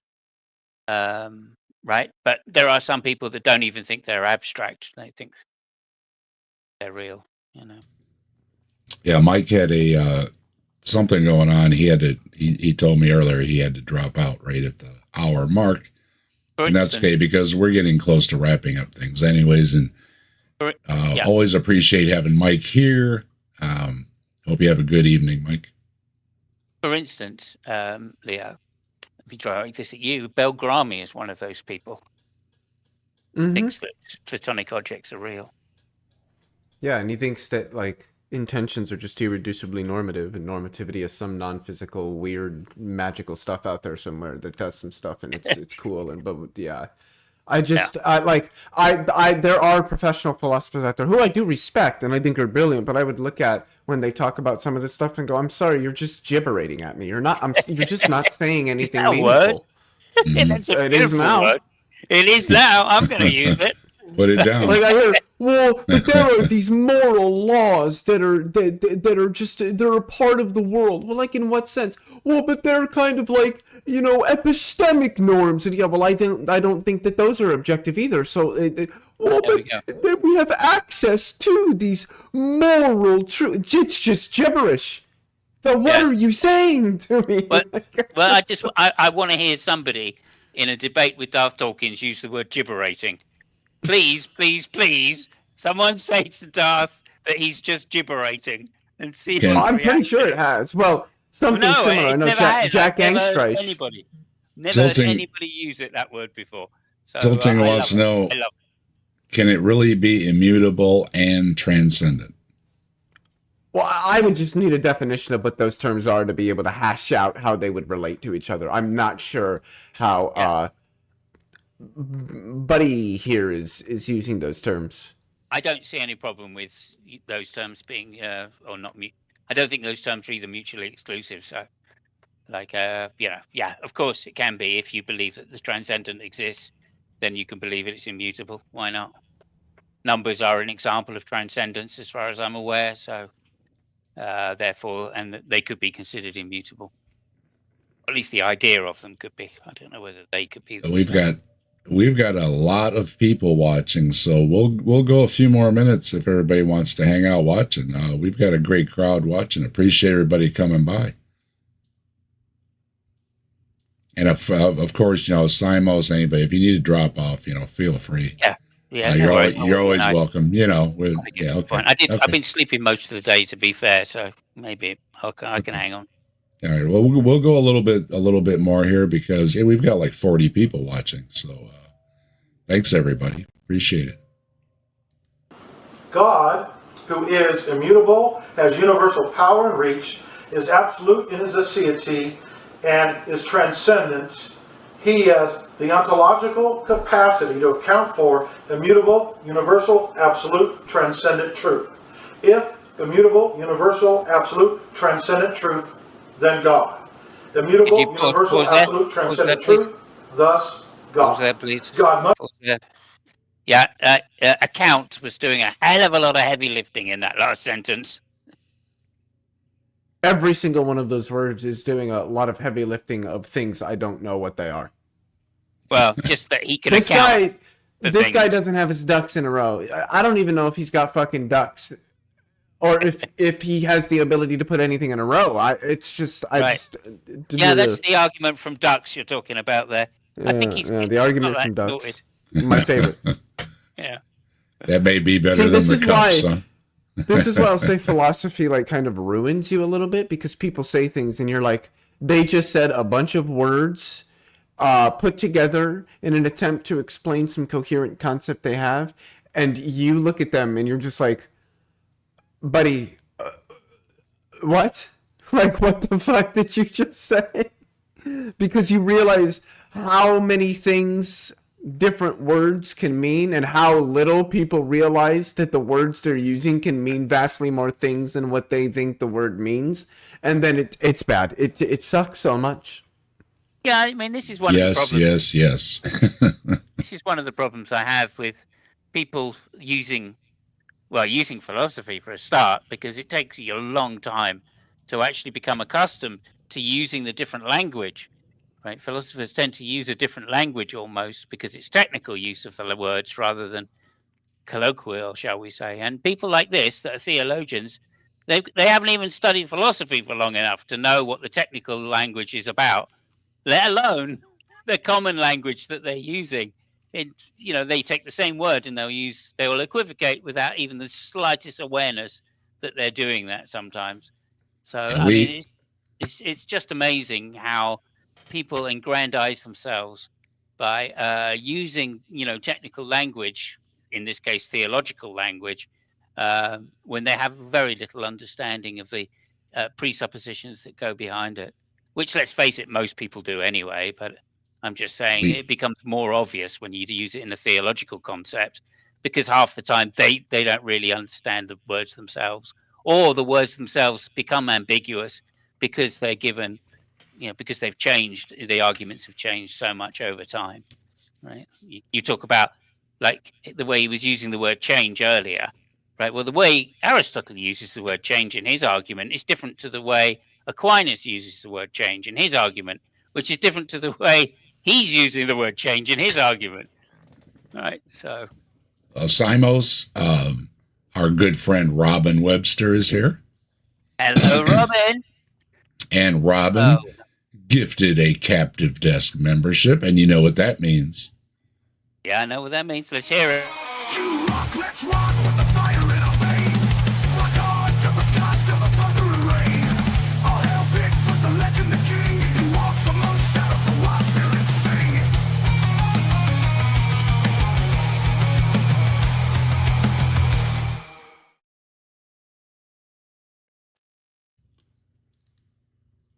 And let me see, we got Caterpillar received a gift membership. Cata was just through here a little bit ago. Cata, if you're still out there, you can drop emojis. And thank you very much, Robin Webster. You rock. Oh, okay. Oh, you must be on Mike's channel. Mike's still streaming? Mike? Is he? Yeah, Mike's streaming the show. Oh, okay. Hello, over on Mike's channel. Scott. When it finishes over there, just come over here.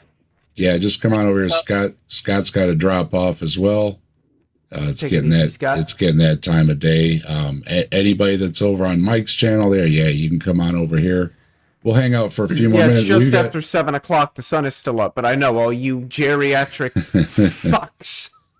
I can hang out for a little while. I say we got 40 folks watching. That's just amazing. Appreciate everybody stopping by. Really, that's awesome. Must exist to attack that argument must also presuppose the truth within that argument. So it is a certain ironclad argument, and it. Can I say something quickly? Yeah. So, IR in the chat asked several minutes ago, why don't philosophers explain things simply? I would say that for the most part they do, or that's what they're trying to do. And then Toke Eve, I'm not sure how to pronounce that because I do not know what the O with the slash through it, I don't know what sound that makes, says, I'm just setting up my response to something they said. As is the case in all fields of specialization, you need to be precise. Even your local plumber would have questions if you just said, my toilet doesn't work, but your guest wouldn't. Good point. And then IR responds, Albert Einstein, if you can't explain it simply, you don't understand it well enough. I still think this quote is valid, and I don't at all, not even remotely. You can't simply explain quantum field theory, at least not in any way that's going to capture what it is quantum field theory tells us about the world. A lot of people will say, oh, gravity, that's just kind of like the bending of space. That's not what it is. It's not the bending of space. Space doesn't bend. That's not what gravity is. So even when things are explained simply, they don't really capture the idea. They capture some minute conceptual aspects of it. So there's a lot of things that if you want it explained as what it actually is, that's not going to be simple. At least not to the people who, somebody who has the background in analytical mechanics, in differential geometry, and all of the things you need to do general relativity is going to understand it when it's explained to them by another professional physicist. But the average person isn't. So it's the same with quantum field theory. I mean, somebody could say, yeah, I was reading about that and I read this thing called gauge theory. What is that? And if somebody says, yeah, gauge theory are just these types of theories where the Lagrangian of the system remains invariant under local group transformations, a physicist trained in that would be like, yeah, that makes perfect. I understand that. It's very simple. A 7th grader is going to go, huh? So, I mean, what it means to explain something simply is, I think, itself not necessarily objective. But even then, not being able to take a complex idea and actually explain it in a way that isn't complex, at least to the people who don't already understand it, doesn't mean that the person doing the explaining doesn't understand it. I know took me a while to say that. Oh, that's right. I mean, you're right, of course. And I just think I'd kind of add slightly back in Einstein's day when he said that quote, things were slightly different because things hadn't become quite as specialized as they have in the 21st century, as they were in the early 20th century. Not that Einstein could have explained quantum mechanics that well to a 6-year-old either. And I think that quote is taken particularly out of context because he was talking about explaining it to someone very young. And the way you do that in general anyway is to take it out of its technical language and say it through an analogy. And as we know, analogies are imprecise at best, right? So, you may be able to come up with an analogy about quantum mechanics or, gravity or something like that. But of course, it's not going to capture the full, gamut of what is possible to think about with a theory. So I just think it's about taking it when Einstein was making that quote, he was merely saying that if you can only explain it in terms of the complex technical theory, you're probably not a very good teacher to somebody who doesn't understand that language. Exactly. Okay, but that's kind of obvious. So I don't think that quote holds a lot for me either. But hope Steven's having a good time saying making dinner and laughing a lot. Thanks. So if you're laughing with us or at us, either way, if you're laughing, having a good time tonight, it's much appreciated. Yeah, that's all good by us. And we got 2 streams for the price of 1. Yeah, Mike Answers in Atheism, usually dual streams on Saturday nights. I wanted to respond to something Nimek, I still don't know if I'm pronouncing that correctly. They say quantum mechanics is painful to deal with for sure. Relativity is easy. Not general relativity. An entry-level quantum mechanics course is way... Well, first off, those are non-relativistic quantum mechanics, so you don't have all those technicalities. But that's way easier.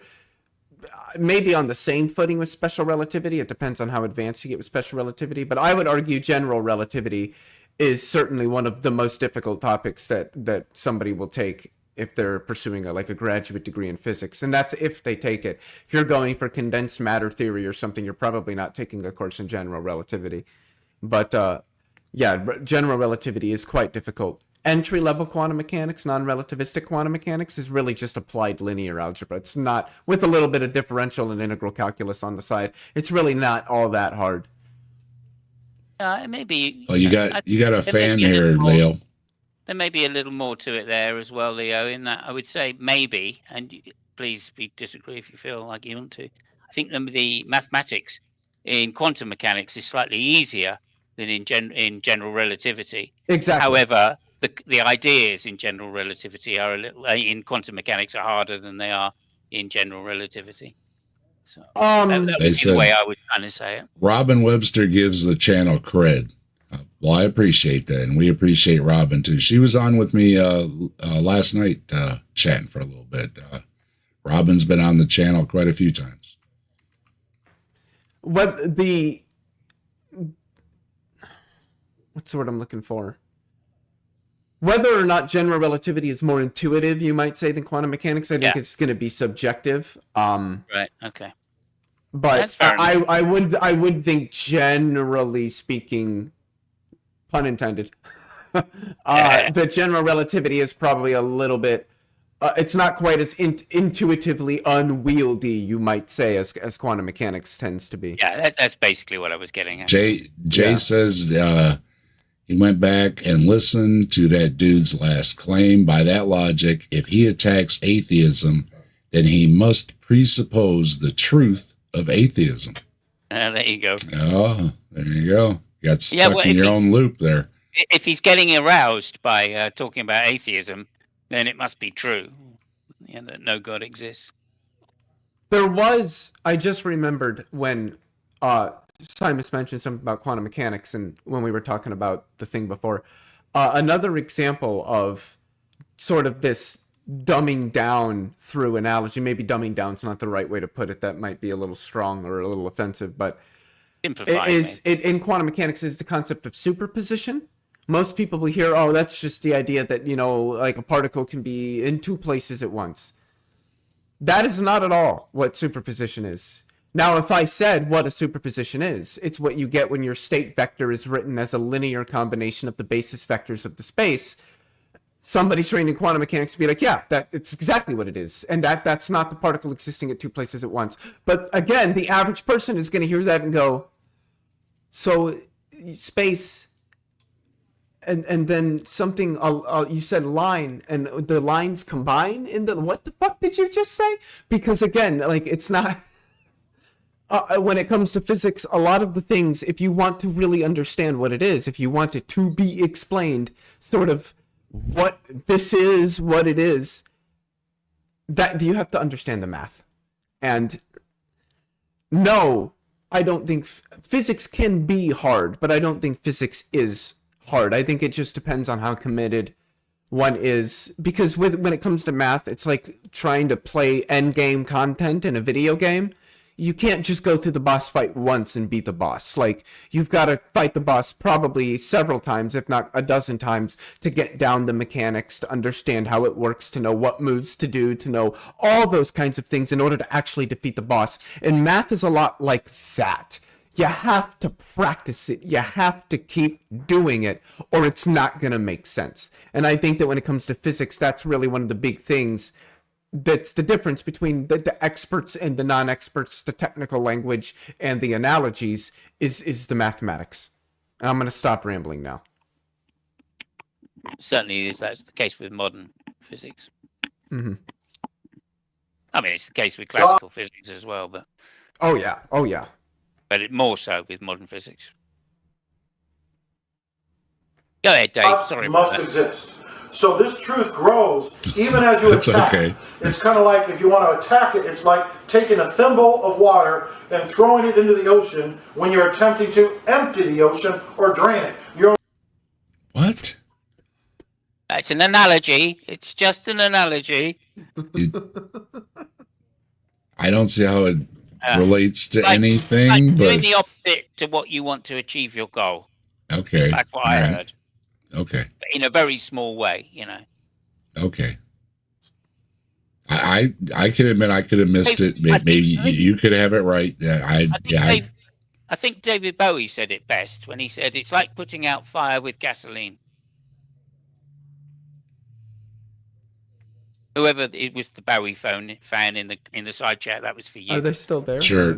Yeah. Because that was a great analogy right there. Yeah. Well, I understand it once you said it. That's why I always appreciate other views, because it whiffed right over my head. So okay.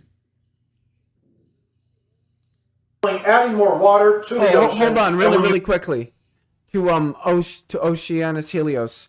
I saw a comment from them, and I don't know if they've seen this video. They said, "Don't get me started on armchair scientists or pseudoscientists who attack physics with their batshit crazy hypotheses and then won't show their math. No math? It isn't physics without math." That's exactly correct. Did you see, Oceanus, by the way, the discussion between Sean Carroll and Eric Weinstein? And that's Weinstein, if you get what I mean, on Piers Morgan. Oh God, oh man, it's just there's a reason why Sean Carroll is my idol. He is my spirit animal. Yeah, I get that. Jackie says, "I don't care who created the physical universe, who created the soul. Every soul is unique, even in conjoined twins." Well, you know, that's a big kind of a big mystery tied in with consciousness, isn't it? Yeah, that's one of the big mysteries. I don't know what else to. I don't know what else to add. You know, it is. I mean, there's a lot of ideas. You know, and interestingly enough, Newton wrote most of. Well, he used to write everything out in English. He never wrote it out in maths, symbology. Still doing maths, but he used to write it in English. So it makes it interesting to think that, you know, in the modern world, we think of maths as just the numbers and stuff. And to some degree, that's true, obviously, or to a large degree, that's true. But just to point out that everything was written by Newton. Thomas is asking, what's a soul? Now, see, for me, a soul is akin to karma, right? It's who you are. So everything that makes you is your soul or your karma, and that's why everybody's unique, because ultimately everybody has a different life experience, and you know, depending on your culture and all these different things, it might influence things like what music you like, what songs you like, what books you like, and on down the line. So that is my definition. Now, the religious definition would be something, again, that is totally not physical, but somehow it exists not only while we're alive, but after we're alive, and maybe before we were even alive. So it seems to be this eternal energy thing, and that there are ideas that maybe somehow everything is stored in energy or something, and that's how you transcend death or whatever. Of course, it's all mostly wishful thinking, I think. I mean, that's the woo part. The problem with the soul, of course, is how does it have causal influence over the brain, which is still very much unexplained. And then also, of course, how does that go on to exist in some afterlife without having causal effect over the brain? And hello, Jill. Good to see you. To tilting windmill, I think it is. Yes, that is what I'm referring to. That discussion. God, that was great. Simus, what were you talking about? Refresh my memory really quick. Well, before I do that, I'll just say about, of course, you know, the soul and music. I always think, of course, of the blonde one from Starsky and Hutch, David's soul, as being the only real soul that exists. And then I was talking about causal relations between a soul and a mind, i.e. a brain. Dave, yeah, he went all like young Earth creationist or something, didn't he? Who cares? IR mentions the woman David Soul from Starsky and Hutch. Oh no, wait, that's the Dukes of Hazzard guy. My mistake. Okay. I was thinking Cars.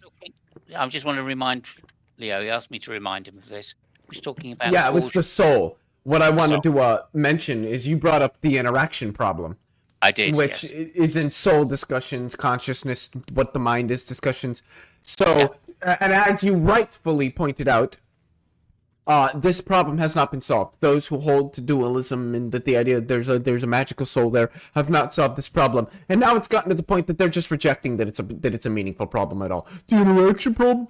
That's just, but it's not even real. It doesn't matter. It doesn't even matter anymore, like, because they can't solve the problem, so they're just, like, ignoring it now. It's just so fucking funny to see. But there's even another problem that philosopher Hyek-Won Kim came up with. The pairing problem. So if I have a soul, what pairs my soul specifically to my body? I mean, if it's a non-physical thing, what dictates, what is the discrimination of this thing to specifically my body over any others? Yeah, I like it. And then another version of the pairing problem that I'm probably not the first person to like mention it, but that popped into my mind was if what ultimately controls me, if what I am, my will, is ultimately something non-physical, and thereby, in virtue of that, would be ignorant to spatiality. Spatiality wouldn't matter for my will, my soul, to like control my body and stuff like that. How come when I sever my leg from my body, I can't still control my leg?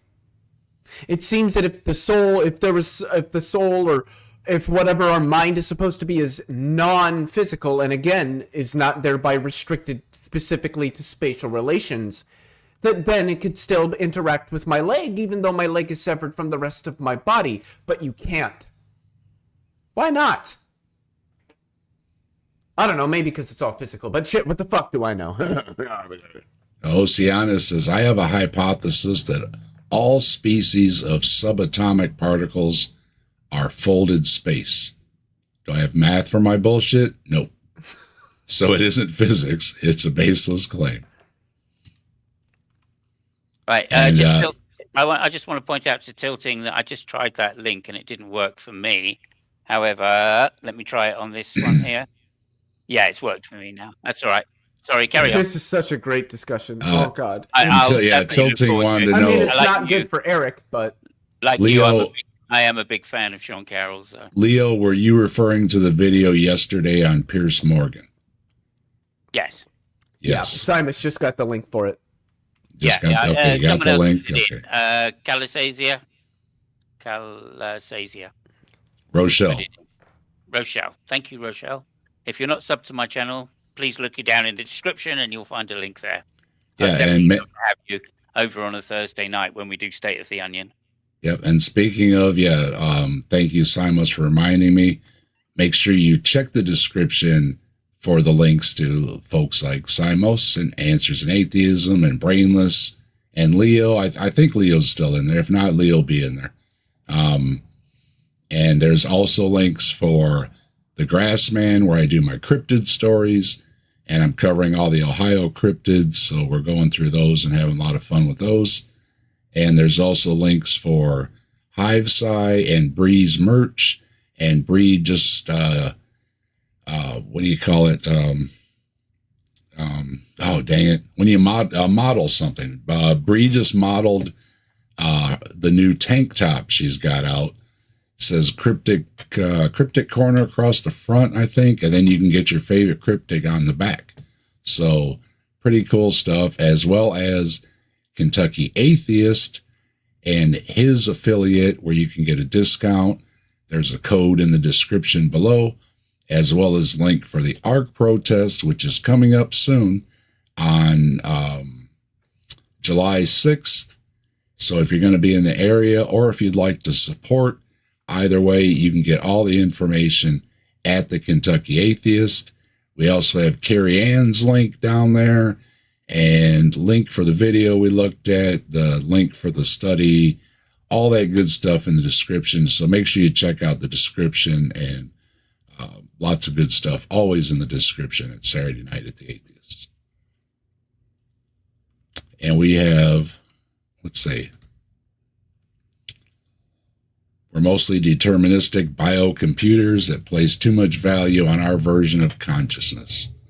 Minds and souls are just handy descriptions for the average.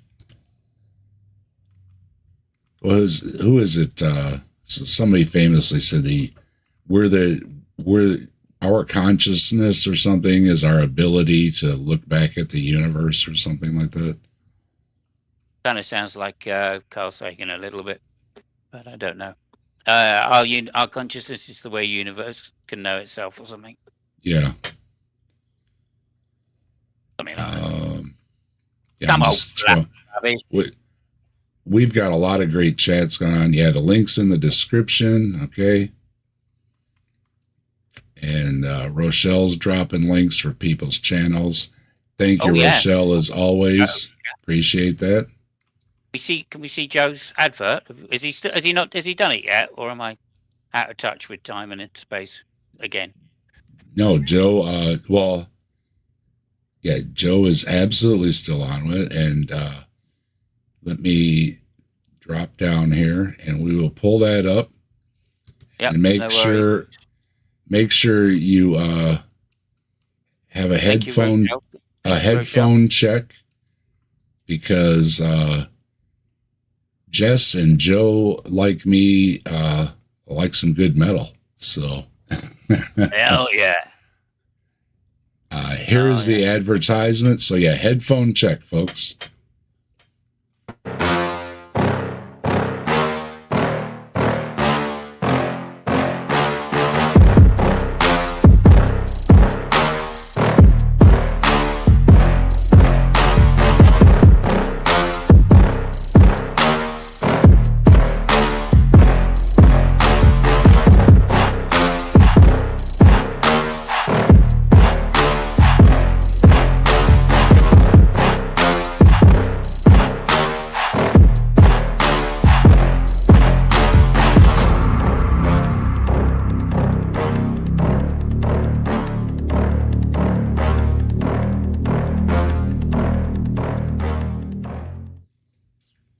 Fantastic. And again, yeah, check the description, all the information you can get over at the Kentucky Atheist. If there isn't the information, you can always ask, or ask me, and I'll ask Jill, and I'll get you an answer as best as I can. There's there's info about accommodations, and there's a schedule and all that stuff. So all the info you could need is over there. And yeah, again, if something you need to know, ask Joe or ask me, ask Jess. We'll get you an answer. And I've come up with a new chant for the kids that are going. If you're taking your kids, teach them this. Fart the ark. Fart the ark. I kind of like teach ABCs, not YEC myself. Attack this argument, you're only adding more force to it. There's another argument that's similar. And real quick again, yeah. We get the next membership level, and I'll get a Magic Zoo boat emoji. So if you're thinking about joining the channel, bump us up to the next level, and I'll create us up a nice Magic Zoo boat emoji, because I know Tilting Windmill there is just itching to get one. Oh yeah, you saw his one earlier, did you? 8-ball for Magic, giraffe for zoo, and the boat for the boat. Fantastic. Creativity there from the chat. And yeah, we have a great selection, by the way. We've got Mothman, we've got several Bigfoots, we've got the Yeti, we've got Bigfoot Prince, we've got the Dogman, we have Bigfoot Jesus, and then we have Live Long and Prosper, the signal from Spock, and the Vulcan signal. We've got the alien giving the peace sign. We've got a ghost, because we love ghosts here too. And we've got the Luska, which is one of my favorite sea monsters. It's half shark and half squid or octopus out the back. Pretty awesome beastie. We have the Answers in Atheism on Toast emoji. You won't find that anywhere else. And we have our spray bottle of Spirit Away. When something supernatural is bugging you, from a god to a ghost to a cryptid, we've got Spirit Away. Give it a little spray, problem solved. Hey, fellas. That's me. Can you guys hear me? Fantastic. I'm gonna get going. Yeah, before you go, I think we should knock this guy on the head here, because to be fair, I think he's not just repeated himself in the last video. He started to repeat himself in this one as well. And when I think about it, this is just a knockoff Frank Jurek. Sorry to say that. He's probably he has a lot of copy paste. If he could hear it, he's probably pleased with that. And Robin's going to get us one closer. I'm not sure what the count is, Robin. I have to check later. But yeah, we're close. And Robin's helping out again, gifting another membership. And you know what that means. Yeah,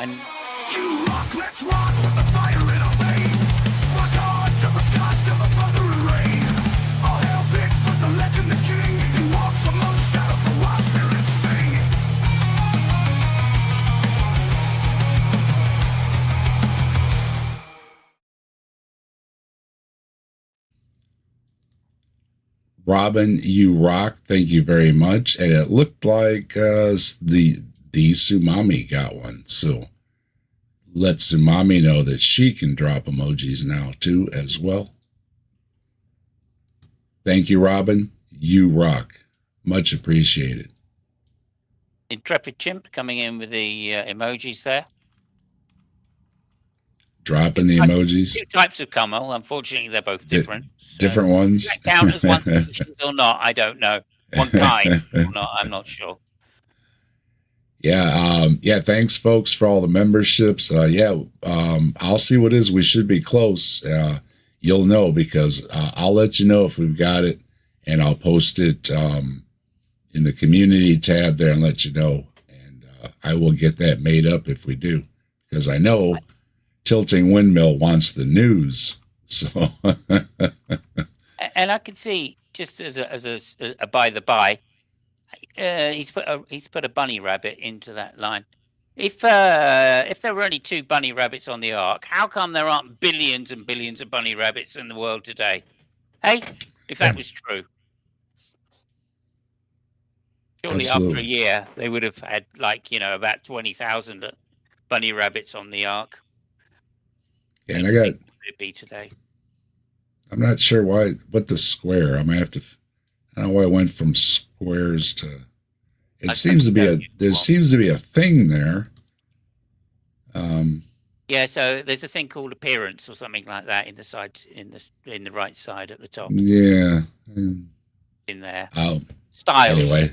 It's styles, actually. It's called. Yeah, I messed something up playing around with it. But it's a good time to wrap it up because he does start to repeat himself. We did look at both of his videos, so we did really well tonight, and I think we got through a lot of his stuff thoroughly for a change, so to speak. Yeah, the problem is it's a knockoff. That's the problem, Dave. I'll be honest with you. It's hard for me to get my teeth into anything of these guys that you keep finding because they're all so. I don't even know what the word is. They're so I don't know, Church of England. You know what I mean? They don't really say much in terms of theology. They can't all be Wayne. I mean, it's hard to find the Waynes with their uniqueness. Most of it is just twisting new things around. The big thing that caught my eye with this one is because he pulled out that study like he really had us. You know what I mean? Look, yeah, that's it. Yeah, you got this scientific study here. Of course, he misread it, misrepresented it, and the way he was presenting it seemed to be saying, "Look how good the atheists behave." Yeah, exactly. Thanks. The atheists have definitely got morals, but I mean, to be fair, that is the precept argument. The precept argument is not that atheists don't have morals; it's just they can't account for them. Whatever that means. I've never really had a good explanation because every time you ask a precept of that, they immediately go, "Yeah, but how do you explain something else?" They shift the burden, in other words, which is the main precept tactic. Let's face it. Oh, you're having fun with that today, aren't you? Yeah, I was just clicking through real quick to see why it's. Let me have a look for you. Why it's square, not a rectangle. Okay, let me have a look here. Elsie Studio to do it. Enter there. Media assets. I think it's under. Let's see. Oh no, style. There you go. It's in style. And it's about the default camera at the bottom of style. Yeah. Can you see style? Style's is the 1, 2, 3, 4th down. Goes comments, banners, media assets, style. Down at the bottom there. The presets, one is square, one is round. Okay. You got style on yours? Yeah. There we go. Thank you, Simos. You wanted rectangle. Okay. Yeah, I got the rectangle. Okay, yeah. Because yeah. That's why I say I must have clicked on something, and I did. The end there, or but maybe somewhere I clicked on something. Yeah. So okay. Yeah, because you can't see my sign. I hadn't noticed that. Now I can see. Now you can see my sign. Don't know what's there. I make up. When I make up the picture, I always put the sign in there.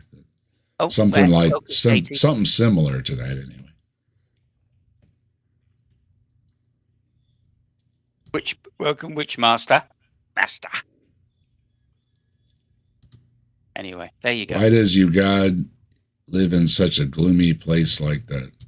You mean the empty place behind me? There's kind of a message in there that's empty. I thought that was the Garden of Eden.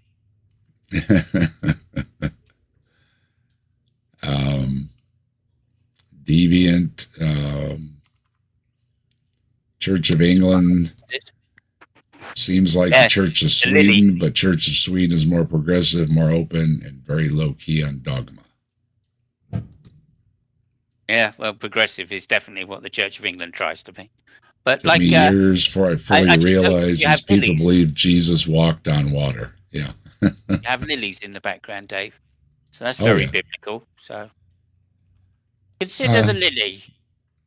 Yeah. I believe that's a Jesus quote.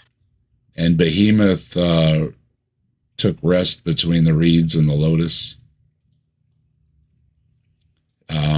That's one of my things when they try to say that Behemoth is a dinosaur. And it's like, it says it's chilling with the, the lily pads and everything. It's like, that's not a dinosaur. Although they used to be pretty big lily pads back then, I believe. It must have been pretty big ones. Yeah, they do have those pretty big. They are pretty big lily pads. The ones with they got those spikes on them. Was it Jackass, Wild Boys, one of those shows, and we did all the silly things. They were running and jumping and landing on those things with the spikes up or whatever. No, yeah, don't do that. Okay. Don't do that. I didn't watch Jackass, so I just thought that was infantile and childish. So. Yeah, but it would be on at that time of night when we were hanging out and having a few, and it's like you turn on the silly stuff, Who wants to watch something serious, right? Some of that stuff they took off the air and they won't show anymore because people are getting hurt and stuff like that. And they cracked down on it, and so you can't, you got to go looking to even find some of that stuff anymore. Yeah, but so that shit today apparently. Simos, why don't you tell everybody about what you do on Thursdays before we go? Oh yeah, of course. Well, Mondays as well. Mondays I do a Formula One show, which I'll be doing this Monday at 9:00 UK time. And when I say UK time, I mean proper time. And at 10 p.m. on Thursdays, I do State of the Onion with Xbox, everybody, Xbox Fiend, as people know that, Fabio and Brian, and many other people join us. It's usually an open hangout. Dave comes, Scott hopefully comes, Mike was there last Thursday, hopefully he'll be there. So you'll recognize lots of people. The link does go in the chat, and if you have anything to add halfway through, I tried to make sure to get you into the hangout to at least discuss your relevant point. I have no idea what it's going to be on this week, but it will be on something interesting, I'm sure, something probably theological. And that's called State of the Onion, Thursday at 10 UK time, which I believe is like 5 Eastern time or something like that, maybe. 5 p.m. Eastern. So 5 Eastern. That. It's on a good sort of evening, early evening, when you get home from work sort of time. Unless you work in America, in which case you're probably working till 8 o'clock at night or something. I don't know. There's slave drivers over there apparently, so I don't really know when people finish work. But there you are. So that's it. Formula One on Mondays and State of the Onion theological or philosophical discussions on Thursday. And again, links in the description for folks that were here tonight. I know Leo floats in and out. Sometimes I copy his in, sometimes I don't. But if not, I will drop Leo's in there. Of course, you can find him at his screen name that he was on here at Leo Philius, and Simos Funk as well. Answers in Atheism. Mike and Scott were both here. Of course, they had to take care of things. Scott's got grandkids, and a lot of times duty calls. And I'm not sure what Mike had going on, but he had to be somewhere. So he had to drop out right at the hour mark, and that's all good because that's the time we're supposed to run to. But you know what? There was so many great folks here hanging out with us. Again, I saw over 40 people here hanging out with us. So that's just super awesome. We appreciate everybody stopping in, and I see some people commenting that they were having a good time. They were having some laughs. And, I think we succeed when we can actually get through some of the video and have some laughs while we're doing it. So I think it was a good night, Simos. Oh, yeah. Thoroughly enjoyed it. I'm still here. Normally I drop out even earlier because it's now nearly 2 o'clock UK time. So, and we do appreciate you and Brainless as well, staying up to into the wee hours of the evening to join us. It's much appreciated because we do truly appreciate your input as well as Brainless. And speaking of Brainless, you will find him usually hanging out with Slim Cyborg, and that link is also in the description. I especially want to thank the chat as well today. You've been fantastic, chat. Very entertaining for us. So thank you so much. I don't get the notices here like on some of them, but I'm sure that we hit one of those milestones for chat numbers because we had a lot of folks coming through, a lot of folks making comments, of course, a lot of folks dropping some gift memberships, and people are also getting their own memberships. I saw as well. I think Rochelle got her own membership or their own membership, and we do appreciate all that. And I will give you emoji news. And we should have got a notification. We had probably one of the best nights on having a super awesome chat going here at Saturday Night the Atheist. So that's awesome too. Love everybody participating. I hope we tried to answer the questions that came through like we try to do. When it gets busy, sometimes I can't see everything. And even with other eyes and stuff, sometimes we don't see them. Ask again, okay? Put a little emoji to get our attention or something, and we'll try to answer your questions. And we don't have a problem doing that. And with that, thank you, everybody. Thank you, panel, for everybody for being here. And just for real quick here before we go, I got to do it. Millions and billions of years ago, in a galaxy far, far away, nothing exploded. Dead fly. You call me crazy. Plan of thy destruction. Wait, am I reading the right thing? You atheists do not exist, so don't forget. Desk idiot speaking again. That desktop idiot and you answers an atheism guy, whatever's going on over there.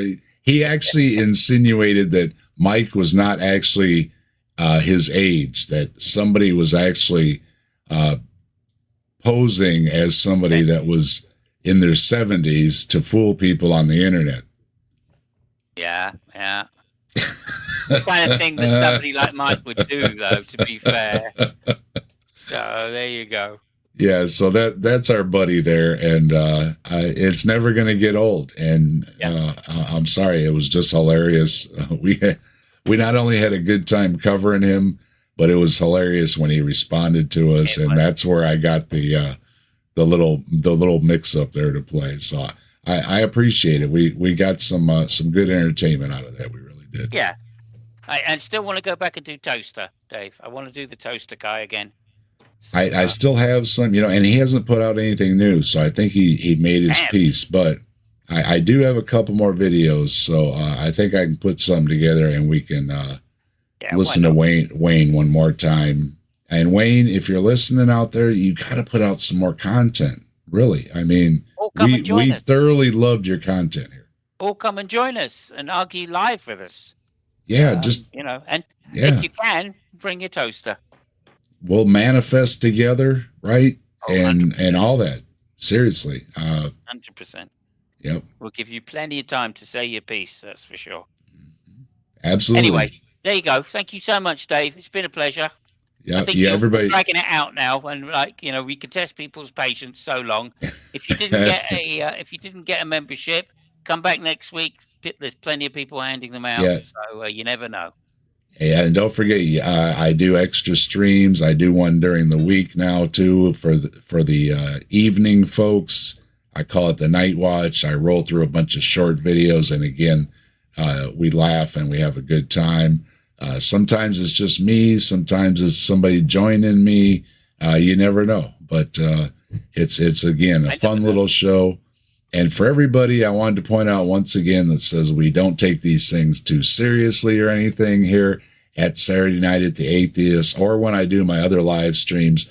You're absolutely right. We're not, because a lot of these things are silly. They're obviously misrepresented. You told us what the study was. I pull it up. We're reading it, and it doesn't say what you say it does. And so I think it's funny, and you deserve to be laughed at, mocked, ridiculed, and shown for the silliness that you're presenting. And that's one thing I'll agree with Leo, that, if it's ridiculous, you have to say so. I mean, sometimes the kid gloves have to come off, and the laughs come out with it.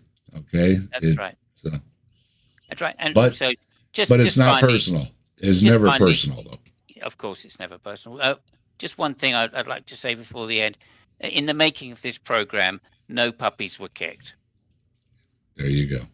Well said. And thank you, Simos. And with that, we're going to take it out with the closing. Thank you, everybody.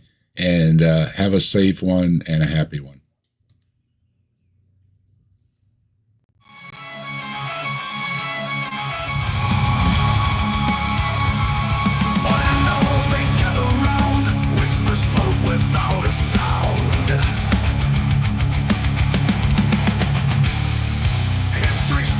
Tales of the Lord knocking at the captive dad's door. Legends live within these walls, silent echoes in the halls, books and stories on the floor, knocking at the captive dad's door.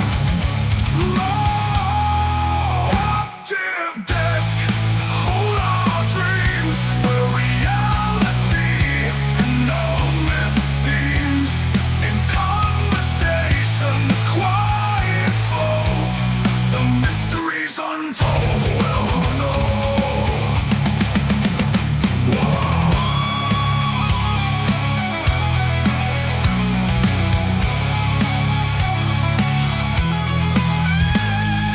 Legends live within these walls, silent echoes in the halls, books and stories on the floor, knocking at the captive text. Nerves are wide, hearts are keen, pages turn to secret scene, ancient maps and hidden lore, knocking at the captive text door. Captive desk, hold our dreams, where reality and no myth seems. In conversations quiet flow, the mysteries untold.